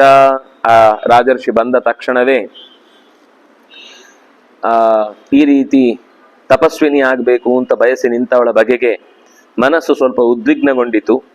ತಪಸ್ವಿಗಳು ಆ ರಾಜನನ್ನ ಅತ್ಯಂತ ಪ್ರೀತಿಯಿಂದ ಆದರದಿಂದ ಸ್ವಾಗತ ಹೇಳಿದ್ರು, ಆಸನ ಕೊಟ್ರು, ಕುಡಿಲಿಕ್ಕೆ ನೀರು ಕೊಟ್ರು, ಉಳಿಲಿಕ್ಕೆ ಒಳ್ಳೆಯ ಮಾತುಗಳನ್ನೇ ಹೇಳಿದ್ರು. ತಸ್ಯೋಪವಿಷ್ಟಸ್ಯ ಸತಃ ವಿಶ್ರಾಂತಸ್ಯ ಉಪಶೃಣ್ವತಃ ಪುನರೇವ ಕಥಾಂ ಚಕ್ರುಹು ಕನ್ಯಾಂ ಪ್ರತಿವನೌಕಸಃ. ಆ ಕಾಡಿನ ಜನ ಆ ಹೋತ್ರವಾಹನನ ಸನ್ನಿಧಾನದಲ್ಲಿ ಮತ್ತೊಮ್ಮೆ ಇದೇ ವಿಷಯದ ಬಗ್ಗೆ ಎಲ್ಲರೂ ಕೇಳ್ತಾ ಇರ್ಬೇಕಾದ್ರೇನೆ ಮತ್ತೊಮ್ಮೆ ಈ ವಿಷಯದ ಚರ್ಚೆ ನಡೆಯಿತು. ಅಂಬಾಯಾಸ್ತಾಂ ಕಥಾಂ ಶ್ರುತ್ವಾ ಕಾಶಿರಾಜಶ್ಚ ರಾಜ್ಞಶ್ಚ ಭಾರತ ರಾಜರ್ಷಿ ಸ ಮಹಾತೇಜ ಬಭೂವೋದ್ವಿಗ್ನ ಮಾನಸಃ. ಅವಳ ಆ ಕಷ್ಟದ ಕಥೆಯನ್ನ ಕೇಳಿ ಕಾಶಿರಾಜನ ಅವ್ಯವಸ್ಥೆಯನ್ನ ಮನಗಂಡು ರಾಜರ್ಷಿಯಾದ ಹೋತ್ರವಾಹನ ಚಿಂತೆಗೀಡಾದ. ತಾಂ ತಥಾ ವಾದಿನೀಂ ದೃಷ್ಟ್ವಾ ಶ್ರುತ್ವಾ ದೃಷ್ಟ್ವಾ ಚ ಸಮಹಾತಪಾಃ ರಾಜರ್ಷಿ ಕೃಪಯಾವಿಷ್ಟೋ ಮಹಾತ್ಮ ಹೋತ್ರವಾಹನ. ಅವಳ ಬಗ್ಗೆ ತುಂಬಾ ಮಹಾತಪಸ್ವಿಯಾದ ಹೋತ್ರವಾಹನ ಕರುಣೆ ತೋರಿದ. ಸವೇಪಬಾನ ಉತ್ಥಾಯ ಮಾತುಸ್ತಸ್ಯಾಃ ಪಿತಾ ತದಾ ತಾಂ ಕನ್ಯಾಂ ಅಂಕಮಾರೋಪ್ಯ ಪರ್ಯಶ್ವಾಸಯತ ಪ್ರಭೋ.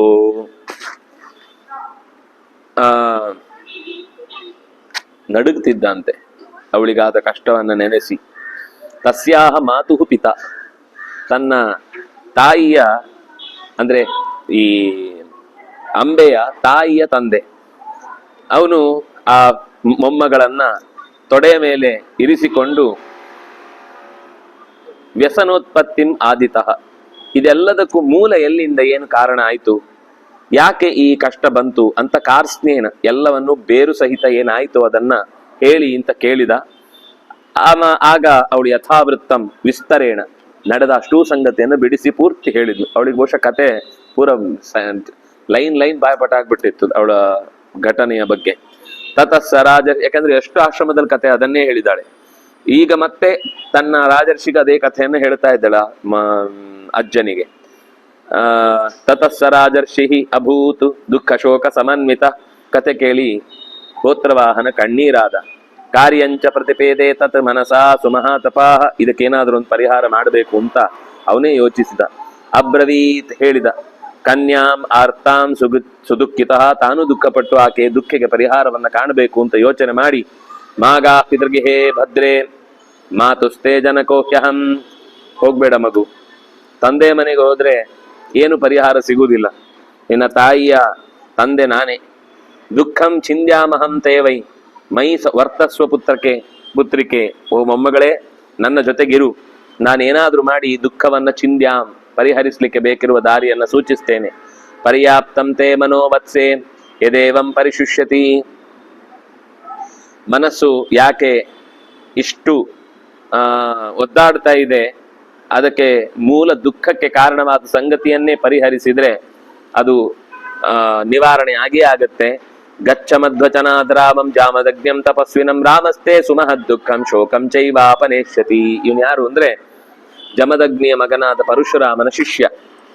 ಹಾಗಾಗಿ ಪರಶುರಾಮನ ಕಡೆಗೆ ನೀನು ಅಂದ್ರೆ ಪರಶುರಾಮನ ಬಳಿಗೆ ನೀನು ಹೋದ್ರೆ ಖಂಡಿತ ನಿನ್ನೆ ಈ ಸಮಸ್ಯೆಗೆ ಪರಿಹಾರ ಆಗುತ್ತೆ. ಅಲ್ಲಿ ಪರಶುರಾಮನಿಗೂ ಇದಕ್ಕೇನಪ್ಪ ಸಂಬಂಧ ಅಂತ ನೀನು ಯೋಚನೆ ಮಾಡ್ಬೋದು. ಅನಿಶ್ಯತಿರಣೆ ಭೀಷ್ಮಂ ನ ಕರಿಷ್ಯತಿ ಚೇದ್ವಚಃ. ಅವನು ಭೀಷ್ಮನಿಗೆ ಹೇಳ್ತಾನೆ, ತನ್ನ ಶಿಷ್ಯ, ಒಂದು ವೇಳೆ ಭೀಷ್ಮ ತನ್ನ ಮಾತು ಕೇಳಲಿಲ್ಲ ಅಂದ್ರೆ ಅವನಿಗೆ ಕ್ಷತ್ರಿಯನನ್ನು ಕಂಡ್ರೆ ಮೊದಲೇ ಆಗಲ್ಲ. ಭೀಷ್ಮನನ್ನು ಕೂಡ ಈಗ ಅವನು ತಾನು ಹೇಳಿದ ಮಾತು ಕೇಳಲಿಲ್ಲ ಅಂದ್ರೆ ಶಿಷ್ಯನಾಗಿದ್ರು ಕೂಡ ತಲೆ ಕತ್ತರಿಸಿ ಬಿಡ್ತಾನೆ. ತಮ್ ಗಚ್ಚ ಭಾರ್ಗವ ಶ್ರೇಷ್ಠಂ ಕಾಲಾಗ್ನಿ ಸಮತೇಜಸಂ. ಭೀಷ್ಮ ಸತ್ರೆ ನೀವೊಂದು ಸ್ವಲ್ಪ ಸಮಾಧಾನ ಆಗುತ್ತೆ, ನನ್ನನ್ನು ವಿರೋಧಿಸುವಂತೆ ನಾಳೆಯಿಂದ ಇಲ್ಲ. ಆ ಸಮಾಧಾನದಿಂದ ನಿನ್ಗೆ ನೆಮ್ಮದಿಯಿಂದ ನಾಳೆ ನಿದ್ದೆ ಬರುತ್ತೆ ಅಂತ ಪ್ರತಿಷ್ಠಾಪಯಿತ ಸತ್ವಾಂ ಸಮೇಪತಿ ಮಹಾತಪಾಃ ತತಸ್ತು ಸುಖರಂ ಸುಸ್ವರಂ ಬಾಷ್ಪಂ ಉತ್ಸೃಜಂತಿ ಪುನಃ ಪುನಃ. ಅವನು ಖಂಡಿತ ನಿನ್ನ ಬದುಕಿನ ದಾರಿಗೆ ಒಂದು ಸರಿಯಾದ ನೆಲೆಯನ್ನ ತೋರಿಸ್ತಾನೆ ಅಂತ ಹೇಳಿದಾಗ ಕಣ್ಣಲ್ಲಿ ನೀರು ಇಳಿದು ಸುಸ್ವರಂ ಮಧುರವಾಗಿ ಹತ್ಲಂತೆ. ಫಸ್ಟ್ ಟೈಮ್ ಅಂದ್ರೆ ಪರವಾಗಿಲ್ಲ, ನನ್ನ ಬದುಕಿಗೂ ಏನೋ ಒಂದು ಸುಖಾಂತ್ಯ ಖಂಡಿತೋ ಏನೋ ಅನ್ನೋ ಒಂದು ಆಸೆ ಹುಟ್ಟಿತು. ಅಬ್ರವೀತ್, ತನ್ನ ಮಾತಾಮಹನಿಗೆ ಹೇಳ್ತಾಳೆ, ಹೋತ್ರವಾಹನನಿಗೆ ನಮಸ್ಕರಿಸಿ ತನ್ನ ಹೆಸರು ಹೇಳಿ ಅಭಿವಾದಯಿತ್ವ ಶಿರಸ, ಕೈ ಮುಗಿದು ತಲೆ ಬಗ್ಗಿಸಿ ನಿನ್ನ ಶಾಸನದಂತೆ ನಾನು ಜಾಮದಗ್ನಿಯ ಬಳಿಗೆ ಹೋಗ್ತೇನೆ ಅಂತ ನಾಮಾದ್ಯ ಪಶ್ಯೇಯಂ ಆರ್ಯಂ ತಂ ಲೋಕ ವಿಶ್ರುತಂ, ಲೋಕದಲ್ಲಿ ಅತ್ಯಂತ ಪ್ರಸಿದ್ಧನಾದ ಪರಶುರಾಮನ ಬಳಿಗೆ ನಾನು ಹೋಗ್ತೇನೆ. ಅಪಿನಾಮಾದ್ಯ ಕಥಂ ತೀವ್ರಂ ದುಃಖಂ ಮೇ ನಾಶಯಿಷ್ಯತಿ ಭಾರ್ಗವ. ಹೇಗೆ ನನ್ನ ದುಃಖವನ್ನ ಭಾರ್ಗವ ಕಳೆದಾನು, ಇದನ್ ಸ್ವಲ್ಪ ಅವನ ಬಗ್ಗೆ ಹೋಗುವ ಮುಂಚೆ ತಿಳ್ಕೊಂಡು ಹೋಗ್ಬೇಕು. ಆವಾಗ ನಾನು ಅವನ ಹತ್ರ ಹೋದ್ರೆ ಏನ್ ಮಾತಾಡ್ಬೇಕು, ಹೇಗ್ ಮಾತಾಡ್ಬೇಕು ಅಂತ ಗೊತ್ತಾಗುತ್ತೆ. ಪುತ್ರವಾಹನ ಹೇಳ್ತಾನೆ, ರಾಮಂ ದ್ರಕ್ಷಿಸಿ ಭದ್ರೇ ತ್ವಂ ಜಾಮದಗ್ನ್ಯಂ ಮಹಾವನೆ ಉಗ್ರೇ ತಪಸಿ ವರ್ತಂತಂ ಸತ್ಯಸಂಧಂ ಮಹಾಬಲಂ. ಅತ್ಯಂತ ಬಲಿಷ್ಠನಾದ, ಸತ್ಯದ ಮಾತಿಗೆ ತಪ್ಪಿ ನಡೆಯದ, ಯಾವಾಗಲೂ ಉಗ್ರವಾದ ತಪಸ್ಸಿನಲ್ಲೇ ಮುಳುಗಿರುವ, ಕಾಡಿನಲ್ಲೇ ಇದ್ದು ಋಷಿಗಳಿಗೆ ಮಾರ್ಗದರ್ಶನ ಮಾಡುವಂತಹ ಜಾಮದಗ್ನಿಯ ನಿನಗೆ ಅವನ ದರ್ಶನ ನಿನಗಾಗಬೇಕು. ಮಹೇಂದ್ರ ಪರ್ವತದ ಮೇಲ್ಭಾಗದಲ್ಲಿ ನಿತ್ಯವೂ ಕೂಡ ಅಲ್ಲಿ ಅನೇಕ ಋಷಿಗಳಿಂದ ಉಪಾಸನೆಗೊಳ್ಳಲ್ಪಡ್ತಾನೆ. ತಾನು ತಪಸ್ಸು ಮಾಡ್ತಾ ಇದ್ದಾನೆ. ಋಷಿಗಳು, ವೇದ ವಿದ್ವಾಂಸರು, ಗಂಧರ್ವರು, ಅಪ್ಸರೆಯರು, ಕಿನ್ನರರು, ಕಿಂಪುರುಷರು, ಎಲ್ಲ ಲೋಕದ ಕೆಳಗಿನ ಮತ್ತು ಮೇಲಿನ ಎಲ್ಲ ದೇವತೆಗಳು, ಮನುಷ್ಯರು ಕೂಡ ಅಲ್ಲಿ ಅವನನ್ನ ಗೌರವಿಸ್ತಾರೆ, ಪ್ರಾರ್ಥಿಸ್ತಾರೆ. ತತ್ರ ಗಚ್ಚಸ್ವ, ಅಲ್ಲಿಗೆ ಹೋಗು. ಭದ್ರಂತೆ ಬ್ರೂಯಾಶ್ಚೈನಂ ವಚೋಮಮ, ನಾನು ಹೇಳಿ ಕಳುಹಿಸಿದ್ದು ಅಂತ ಹೇಳಿ, ಹೋತ್ರವಾಹನ ನಿಮ್ಮಲ್ಲಿಗೆ ಕಳುಹಿಸಿದ್ದಾನೆ. ನನ್ನ ಹೆಸರು ಹೇಳಿದ್ರೆ ಸರಿ, ಇನ್ಫ್ಲೂಯೆನ್ಸ್ ನಿಂಗೆ ಚೆನ್ನಾಗಾಗುತ್ತೆ, ನಿಂಗೆ ಬೇಕಿದ್ದ ಕೆಲಸ ಎಲ್ಲ ನಡೆದೋಗುತ್ತೆ. ಅಭಿವಾದ್ಯ ಜತಂ ಮೂರ್ಧ್ನಾ ತಪೋ ವೃದ್ಧಂ ದೃಢವ್ರತಂ ಬ್ರೂಯಾಶ್ಚೈನಂ ಪುನರ್ಭದ್ರೆ. ಅಲ್ಲಿ ಹೋಗಿ ಅಭಿವಾದನೆ ಮಾಡಿ, ನಮಸ್ಕಾರ ಮಾಡಿ, ತಲೆಯನ್ನ ಕಾಲಿಗೆ ತಾಗಿಸಿ, ದೃಢವ್ರತನಾದ ಅವನಲ್ಲಿ ನೀನು ಕೇಳ್ಕೊಳ್ಬೇಕು. ನಿನಗೇನ್ ಮನಸ್ಸಿನಲ್ಲಿ ಬಯಕೆ ಇತ್ತೋ, ಏನೇನ್ ಸಮಸ್ಯೆಗಳಾಯ್ತೋ, ಮೈ ಸಂಕೀರ್ತಿತೆ ರಾಮ ಸರ್ವಂ ತತ್ತೇ ಕರಿಷ್ಯತಿ. ನನ್ನ ಹೆಸರು ಹೇಳಿದ್ರೆ ನೀನು ಏನು ಕೆಲಸ ಕೇಳಿದ್ರು ನಿನಗೆ ಪರಶುರಾಮ ಮಾಡಿಕೊಡ್ತಾನೆ. ಮಮ ರಾಮ ಸಖಾ ವತ್ಸೆ ಪ್ರೀತಿಯುಕ್ತ ಸುಹೃಚ್ಚಮೇ. ರಾಮ ನನಗೆ ಅತ್ಯಂತ ಪ್ರಿಯ, ನನ್ನ ಗೆಳೆಯ, ನನ್ನ ಮನಸ್ಸಿನ ಎಲ್ಲ ಬಯಕೆಗಳನ್ನು ಈಡೇರಿಸುವವ, ಜಮದಗ್ನಿ ಸುತನಾದ ಅವನು ಸರ್ವಶಾಸ್ತ್ರಗಳನ್ನು ಬಲ್ಲವನಾಗಿದ್ದಾನೆ ಅಂತ ಹೀಗೆ ಹೇಳಿದಾಗ ಆ ಅಂಬೆ ಆ ಹೋತ್ರವಾಹನನ ಮಾತಿನಲ್ಲಿ ಏನೋ ಒಂದು ಸಂತೋಷವನ್ನ ಪಡೆದವಳಂತೆ. ಅಷ್ಟೊತ್ತಿಗೆ ಅಕೃತವ್ರಣ ಅಲ್ಲಿಗೆ ಬಂದ. ಪ್ರಾದುರಾಸೀತ್ ರಾಮಸ್ಯ ಅನುಚರ ಸಖಾ. ಪರಶುರಾಮನಿಗೆ ಮಿತ್ರನಾಗಿದ್ದ ಇನ್ನೊಬ್ಬ ಬಂದ. ಇವನು ಶಿಷ್ಯ, ಅವನು ಮಿತ್ರ, ಅಕೃತವ್ರಣ ಅಂತ ಅವನ ಹೆಸರು. ಅವನು ತತಸ್ಥೆ ಮುನಯ ಸರ್ವೇ ಸಮುತ್ತಸ್ತು ಸಹಸ್ರಶ. ಅಕೃತವ್ರಣ ಬಂದ ತಕ್ಷಣ ಉಳಿದ ಋಷಿಗಳಲ್ಲೇ ಎದ್ದು ನಿಂತರು. ಯಾಕೆಂದ್ರೆ ಜಮದಗ್ನಿಯ ಗೆಳೆಯ ಮತ್ತು ಒಳ್ಳೆಯ ತೇಜಸ್ವಿಯಾದ ತಪಸ್ವಿಯಾದ ವ್ಯಕ್ತಿತ್ವ ಉಳ್ಳವನು ಅನ್ನೋ ಕಾರಣಕ್ಕೆ. ಸಚ ರಾಜಾವಯೋ ವೃದ್ಧ ಸೃಂಜಯೋ ಹೋತ್ರವಾಹನ. ಈ ಹೋತ್ರವಾಹನ ಸೃಂಜಯ ಮನೆತನದವನು. ತಪೋವೃದ್ಧ ವಯೋವೃದ್ಧ. ತಥೋ ದೃಷ್ಟ ಕೃತಾತಿಥ್ಯಂ ಅನ್ಯೋನ್ಯಂಚ ವನೌಕಸ. ಸಹಿತ ಭರತ ಶ್ರೇಷ್ಠ ನಿಷೇಧು ಪರಿವಾರ್ಯತಂ, ಇಬ್ಬರನ್ನೂ ಆ ಇಡೀ ಮುನಿಗಳ ಪರಿವಾರ ತುಂಬಿಕೊಂಡು ಅವರಿಗೆ ಒಳ್ಳೆ ರೀತಿಯಿಂದ ಆತಿಥ್ಯ ಮಾಡಿತು. ತತಸ್ತೆ ಕಥಯಾಮಾಸು ಕಥಾಸ್ತಾಸ್ತಾ ಮನೋರಮಾ ಧನ್ಯಾಕ್ ದಿವ್ಯಾಶ್ಚ ರಾಜೇಂದ್ರ ಪ್ರೀತಿಹರ್ಷಮುದಾಯುತಾ. ತತಃ ಕಥಾಂತೆ ರಾಜರ್ಷಿ ಧರ್ಮ ಮಹಾತ್ಮ ಹೋತ್ರವಾಹನ. ರಾತ್ರಿ ಎಲ್ಲ ಒಳ್ಳೆಯ ಸಂಗತಿಗಳಲ್ಲಿ ಮನಸ್ಸಿಟ್ಟು ಪರಸ್ಪರ ಮಾತನಾಡಿಕೊಳ್ತಾ ಬಹಳ ದಿವಸಗಳ ನಂತರ ಹೀಗೆ ತುಂಬಾ ಆತ್ಮೀಯರು ದೊರಕಿದಾಗ ಹರಟೆ, ಅದು ಸಾತ್ವಿಕವಾದ ಹರಟೆ, ಒಳ್ಳೆಯ ವಿಷಯಗಳನ್ನೆಲ್ಲ ಚರ್ಚೆ ಮಾಡ್ತಾ ಪ್ರೀತಿ ಹರ್ಷ ಮುದಾ, ಪ್ರೀತಿಯಿಂದ ಹರ್ಷದಿಂದ ಆನಂದದಿಂದ ತುಂಬಿದವರಾಗಿ ರಾತ್ರಿ ಎಲ್ಲ ಕಳೆದು ಬಿಟ್ರು. ಎಲ್ಲ ಸೇರ್ಕೊಂಡು ಹೋತ್ರವಾಹನವು ಸೇರಿ ರಾಮಂ ಶ್ರೇಷ್ಠಂ ಮಹರ್ಷೀಣಾಂ ಅಪೃಚ್ಛತ್ ಅಕೃತೌ ರಣಂ ಕ್ವಸಂಪ್ರತಿ ಮಹಾಬಾಹೋ ಜಾಮದಗ್ನ ಪ್ರತಾಪವಾನ್. ಈ ಸಂಚಾರದಲ್ಲಿದ್ರೆ ಎಲ್ಲಿದ್ದಾನೆ ಅಂತ ಗೊತ್ತಾಗುದು. ನಾನು ಮಹೇಂದ್ರ ಪರ್ವತದಲ್ಲಿ ಇದ್ದಾನೆ ಅಂತ ಹೇಳಿಬಿಟ್ಟೆ, ನಿನಗೆ ಹೆಚ್ಚು ಗೊತ್ತಿರುತ್ತೆ, ನೀನು ಪ್ರಿಯನಾದ್ರಿಂದ ಹತ್ತಿರದವನಾದ್ರಿಂದಾಗಿ ಅವನ ಗೆಳೆಯನಾಗಿ ಈಗ ಎಲ್ಲಿದ್ದಾನೆ ಅಂತ ಹೇಳಬಹುದಾ ಅಂತ ಹೋತ್ರವಾಹನ ಅಕೃತೌರಣನನ್ನ ಕೇಳಿದಾಗ ಅಕೃತವರ್ಣ ಉತ್ತರ ಕೊಡ್ತಾನೆ. ಭವಂತಮ್ಮೆ ಸತತಂ ರಾಮ ಕೀರ್ತಯತಿ ಪ್ರಭೋ ಸಂಜಯೋ ಮೇ ಪ್ರಿಯ ಸಖಃ ರಾಜರ್ಷಿರಿತಿ ಪಾರ್ಥಿವ. ಅಕೃತವರ್ಣ ಹೇಳ್ತಾನೆ, ಅಯ್ಯೋ ನನ್ಗಿಂತ ಹೆಚ್ಚು ನಿನ್ನನ್ನೇ ನೆನಪಿಸಿಕೊಳ್ತಾನೆ ಜಾಮದಗ್ನ ಹೋತ್ರವಾಹನನನ್ನು.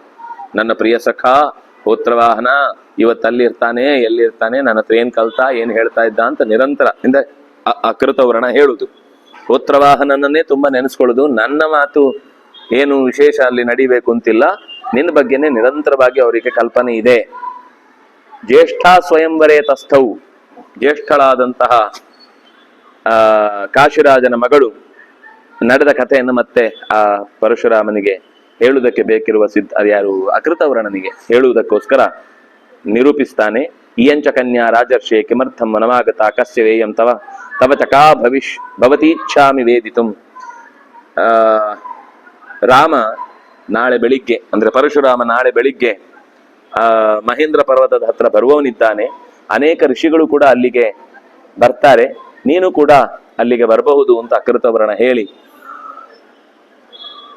ರಾಜರ್ಷಿಯಾದ ಓ ಹೋತ್ರವಾಹನನೇ, ಈ ನಿನ್ನ ಮೊಮ್ಮಗಳು ಯಾಕೆ ಈ ಕಾಡಿಗೆ ಬಂದ್ಲು, ಏನು ಕಷ್ಟದಲ್ಲಿ ಅವಳು ಇದ್ದಾಳೆ ಅನ್ನೋದನ್ನ ನಾನು ತಿಳ್ಕೊಳ್ಬೇಕು ಅಂತ ಹೇಳಿದಾಗ ಹೋತ್ರವಾಹನ ನಡೆದ ಎಲ್ಲ ಸಂಗತಿಗಳನ್ನ ಮತ್ತೊಮ್ಮೆ ನಿರೂಪಿಸ್ತಾನೆ. ಅಂದ್ರೆ ಈ ಮತ್ತೊಮ್ಮೆ ನಿರೂಪಿಸುವಾಗಲೂ ಪೂರ್ತಿ ಅಷ್ಟು ಕತೆ ಹೇಳಿಲ್ಲ, ಸಿಂಪಲ್ ಆಗಿ 3 ಶ್ಲೋಕಗಳು 4 ಶ್ಲೋಕಗಳಲ್ಲಿ ಇಡೀ ಅಂಬೆಯ ಪೂರ್ವದ ಕಥೆಯನ್ನೆಲ್ಲ ನಿರೂಪಣೆ ಮಾಡಿದ್ರು. ಕನ್ಯಾ ನಿಮಿತ್ತಂ ಪೂರ್ವ ವಿಪ್ರರ್ಷೆ ತತ್ರಾಸೀದ್ ಉತ್ಸವೋ ಮಹಾನ್. ಕಾಶಿಪುರದಲ್ಲಿ ಒಂದು ವಿಶಿಷ್ಟವಾದ ಕ್ಷಾತ್ರ ತೇಜಸ್ಸಿಗೆ ಸಂಬಂಧಪಟ್ಟ ಉತ್ಸವವಿತ್ತು. ಅಂಬಿಕೆ ಮತ್ತು ಅಂಬಾಲಿಕೆ ಅವರಿಬ್ರು ಈಗಾಗಲೇ ಕಾಶಿಪತಿಯ ಮಕ್ಕಳು ವಿಚಿತ್ರ ವೀರ್ಯನ ಮನೆಯನ್ನ ಸೇರ್ಕೊಂಡಿದ್ದಾರೆ. ಕನ್ಯಾ ನಿಮಿತ್ತಂ ವಿಪ್ರಶೆ ತತ್ರಾಸೀದ್ ಉತ್ಸವೋ ಮಹಾನ್. ಕನ್ಯೆಯರಿಗೆ ಸಂಬಂಧಪಟ್ಟ ಉತ್ಸವ ಅದು, ಅವರೇ ಅಲ್ಲಿ ಭಾಗವಹಿಸ್ಲಿಕ್ಕಿದ್ದದ್ದು. ಅಧಿಕ್ಷಿಪ್ಯ ಮಹಾತೇಜ ತಿಸ್ರ ಕನ್ಯಾ ಜಹಾರತ. ಆ ಉತ್ಸವದಲ್ಲೇ ಈ ಭೀಷ್ಮ ಶಾಂತನವ ಬಂದು ಈ ಹೆಣ್ಣು ಮಕ್ಕಳನ್ನ ಕರೆದುಕೊಂಡು ಎಳೆದೊಯ್ದದ್ದು. ಎಲ್ಲ ರಾಜರನ್ನು ಗೆದ್ದು ಭೀಷ್ಮ ಆ ಹುಡುಗಿಯರನ್ನ ತನ್ನ ವಶ ಮಾಡಿಕೊಂಡು ಕರ್ಕೊಂಡು ಹೋದ. ದಾರಿಯುದ್ದಕ್ಕೂ ಅನೇಕ ಜನ ಯುದ್ಧಕ್ಕಾಗಿ ಬಂದ್ರು, ಆದ್ರೆ ಯಾರೂ ಕೂಡ ಗೆಲ್ಲಿಕ್ಕಾಗ್ಲಿಲ್ಲ. ಸತ್ಯವತಿಗೆ ವಿಷಯವನ್ನ ತಿಳಿಸಿ ತನ್ನ ತಮ್ಮಂದಿರಾದ ಭ್ರಾತೃ ವಿಚಿತ್ರ ವೀರ್ಯಸ್ಯ ಸಮಾಜ್ಞಾಪಯತ ಪ್ರಭು ಒಪ್ಪಿಗೆ ತೆಗೆದುಕೊಂಡು ವಿವಾಹವನ್ನ ಮುಗಿಸಿ ಈ ಹೆಣ್ಣು ಮಾತ್ರ ಕನ್ಯೇಯಂ ಸಮುಪಾರ್ಜಿತಂ ಅಬ್ರವೀಚ್ಛ ತತ್ರ ಗಾಂಗೇಯಂ ಮಂತ್ರಿ ಮಧ್ಯೆ ದ್ವಿಜರ್ಷಭ ಸಾಲ್ವಾ ಮಯಾ ಪತಿರ್ವೀರ ಮಯಾ ಸಾಲ್ವ ಪತಿರ್ವೀರ ಮನಸಾಭಿವೃತ ಪತಿ ನಮಮಾರ್ಹಸಿ ಧರ್ಮಜ್ಞ ದಾತುಂ ಭ್ರಾತ್ರೆ ಅನ್ಯಮಾನಸಾಂ ಮಾಂ ನ ಭ್ರಾತು ದಾತುಂ ಅರ್ಹಸಿ. ನಿನ್ನ ತಮ್ಮನಿಗೆ ನನ್ನನ್ನ ಕೊಟ್ಟು ಮದುವೆ ಮಾಡಬೇಡಿ, ಈಗಾಗ್ಲೇ ನಾನು ಬೇರೆಯವರ ಮನಸ್ಸಿನಲ್ಲಿ ಹೊಕ್ಕಿದ್ದೇನೆ. ಇದನ್ನು ಕೇಳಿದ ತಕ್ಷಣ ಭೀಷ್ಮ ಚೆನ್ನಾಗಿ ತನ್ನ ಮಂತ್ರಿಗಳ ಜೊತೆಗೆ ಋತ್ವಿಜರ ಜೊತೆಗೆ ಭೇಟಿಯಾಗಿ ನನ್ನನ್ನ ಸತ್ಯವತಿಗೂ ತಿಳಿಸಿ ಸಾಲ್ವಪತಿಗಾಗಿ ಕಳುಹಿಸಿಕೊಟ್ಟ. ಸಾಲ್ವಪತಿ ಬಂದವನೇ ತನ್ನ ಅನೇಕ ಕಾರಣಗಳನ್ನು ಕೊಟ್ಟು ನನ್ನನ್ನು ತಿರಸ್ಕರಿಸಿದ. ಈತ ಈತನು ಕೂಡ ನಾನು ಪ್ರತಿಜ್ಞಾ ಬದ್ಧನಾದ್ರಿಂದಾಗಿ ನಿನ್ನನ್ನ ನನಗೋಸ್ಕರ ಕನ್ಯಾಶುಲ್ಕದಲ್ಲಿ ಗೆದ್ದದ್ದೇ ಅಲ್ಲ, ಆದ್ರಿಂದಾಗಿ ನಾನು ಮನಸಾಭಿವೃತ ಪೂರ್ವಂ ಮಯಾ ತ್ವಂ ಪಾರ್ಥಿವರ್ಷಭ ಪ್ರತ್ಯಾಚಕ್ಷೌ ಚ ಸಾಲ್ವೋ ಅಸ್ಯ ಚಾರಿತ್ರಸ್ಯ ಅಭಿಕಾಂಕ್ಷಿತಃ. ಚಾರಿತ್ರ್ಯಕ್ಕೆ ಭಯ ಬಿದ್ದು ಇದು ಬಿಟ್ಟು ಬೇರೆ ಕಡೆಯಲ್ಲಿ ಎಲ್ಲೂ ಕೂಡ ನನಗೆ ಬದುಕು ಕಾಣಲಿಲ್ಲ. ನನ್ನ ಚಾರಿತ್ರ್ಯವನ್ನ ನಂಬದೆ ಸಾಲ್ವ ನನ್ನನ್ನೇ ತ್ಯಾಗ ಮಾಡಿದ. ಆದ್ರೆ ತಾನು ಪ್ರತಿಜ್ಞೆ ಮಾಡಿದ್ದೇನೆ, ಅದರಿಂದಾಗಿ ತಗೊಳ್ಳಿಕ್ಕಾಗಲ್ಲ ಅಂತ ನನ್ನನ್ನ ಭೀಷ್ಮ ಬಿಟ್ಟ. ಯಾರನ್ನೋ ಒಬ್ಬನನ್ನ ಈಗಾಗ್ಲೇ ನಾನು ಪ್ರೀತಿಸ್ತಾ ಇದ್ದೇನೆ ಅಂತ ಹೇಳಿ ಹೊರಟು ಹೋದ್ಮೇಲೆ ವಿಚಿತ್ರ ವೀರನು ಕೂಡ ನಾನು ಬೇರೆಯವರಿಗೆ ಸಂಬಂಧಪಟ್ಟವಳು, ನಾನು ನಿನ್ನನ್ನು ಮದುವೆ ಆಗ್ಲಿಕ್ಕಾಗಲ್ಲ ಅಂತ ಅಂಬಿಕೆ ಅಂಬಾಲಿಕೆಯನ್ನು ಮಾತ್ರ ವಿವಾಹ ಆದ ಹೊರತು ಅವನು ಕೂಡ ನನಗೆ ನೀನು ಬೇಡ ಅಂತ ನಿರಾಕರಿಸಿ ಬಿಟ್ಟ. ಹೀಗೆ ಮಯಾಚ ಪ್ರತ್ಯಭಿಜ್ಞಾತ ವಂಶಸ್ಯ ಪರಿಕೀರ್ತನಾತ್ ಅಯಂ ದುಃಖಸ್ಯ ಚೋತ್ಪತ್ತಿಂ ಭೀಷ್ಮಮೇವೇಹಿ ಏವೇಹ ಮನ್ಯತೆ. ಒಟ್ಟಂತೂ ಈ ಇಡೀ ದುಃಖಕ್ಕೆ ಕಾರಣ ಭೀಷ್ಮ.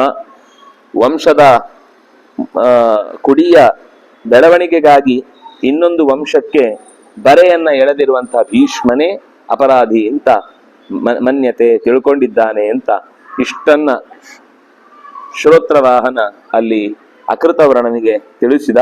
ಅಂಬಾ ಉವಾಚ, ಅಂಬೆ ಅದಕ್ಕೆ ಪ್ರತ್ಯುತ್ತರವನ್ನ ಕೊಟ್ಟು ಹೇಳ್ತಾಳೆ, ಭಗವನ್ನೇ ನೇವಮೇಹ ಏವೇಹ ಯಥಾಹ ಪೃಥಿವೀಪತಿ. ನಮ್ಮ ಅಜ್ಜ ಏನು ಹೇಳಿದ್ನೋ ಅದೇ ಎಲ್ಲ ಸರಿ.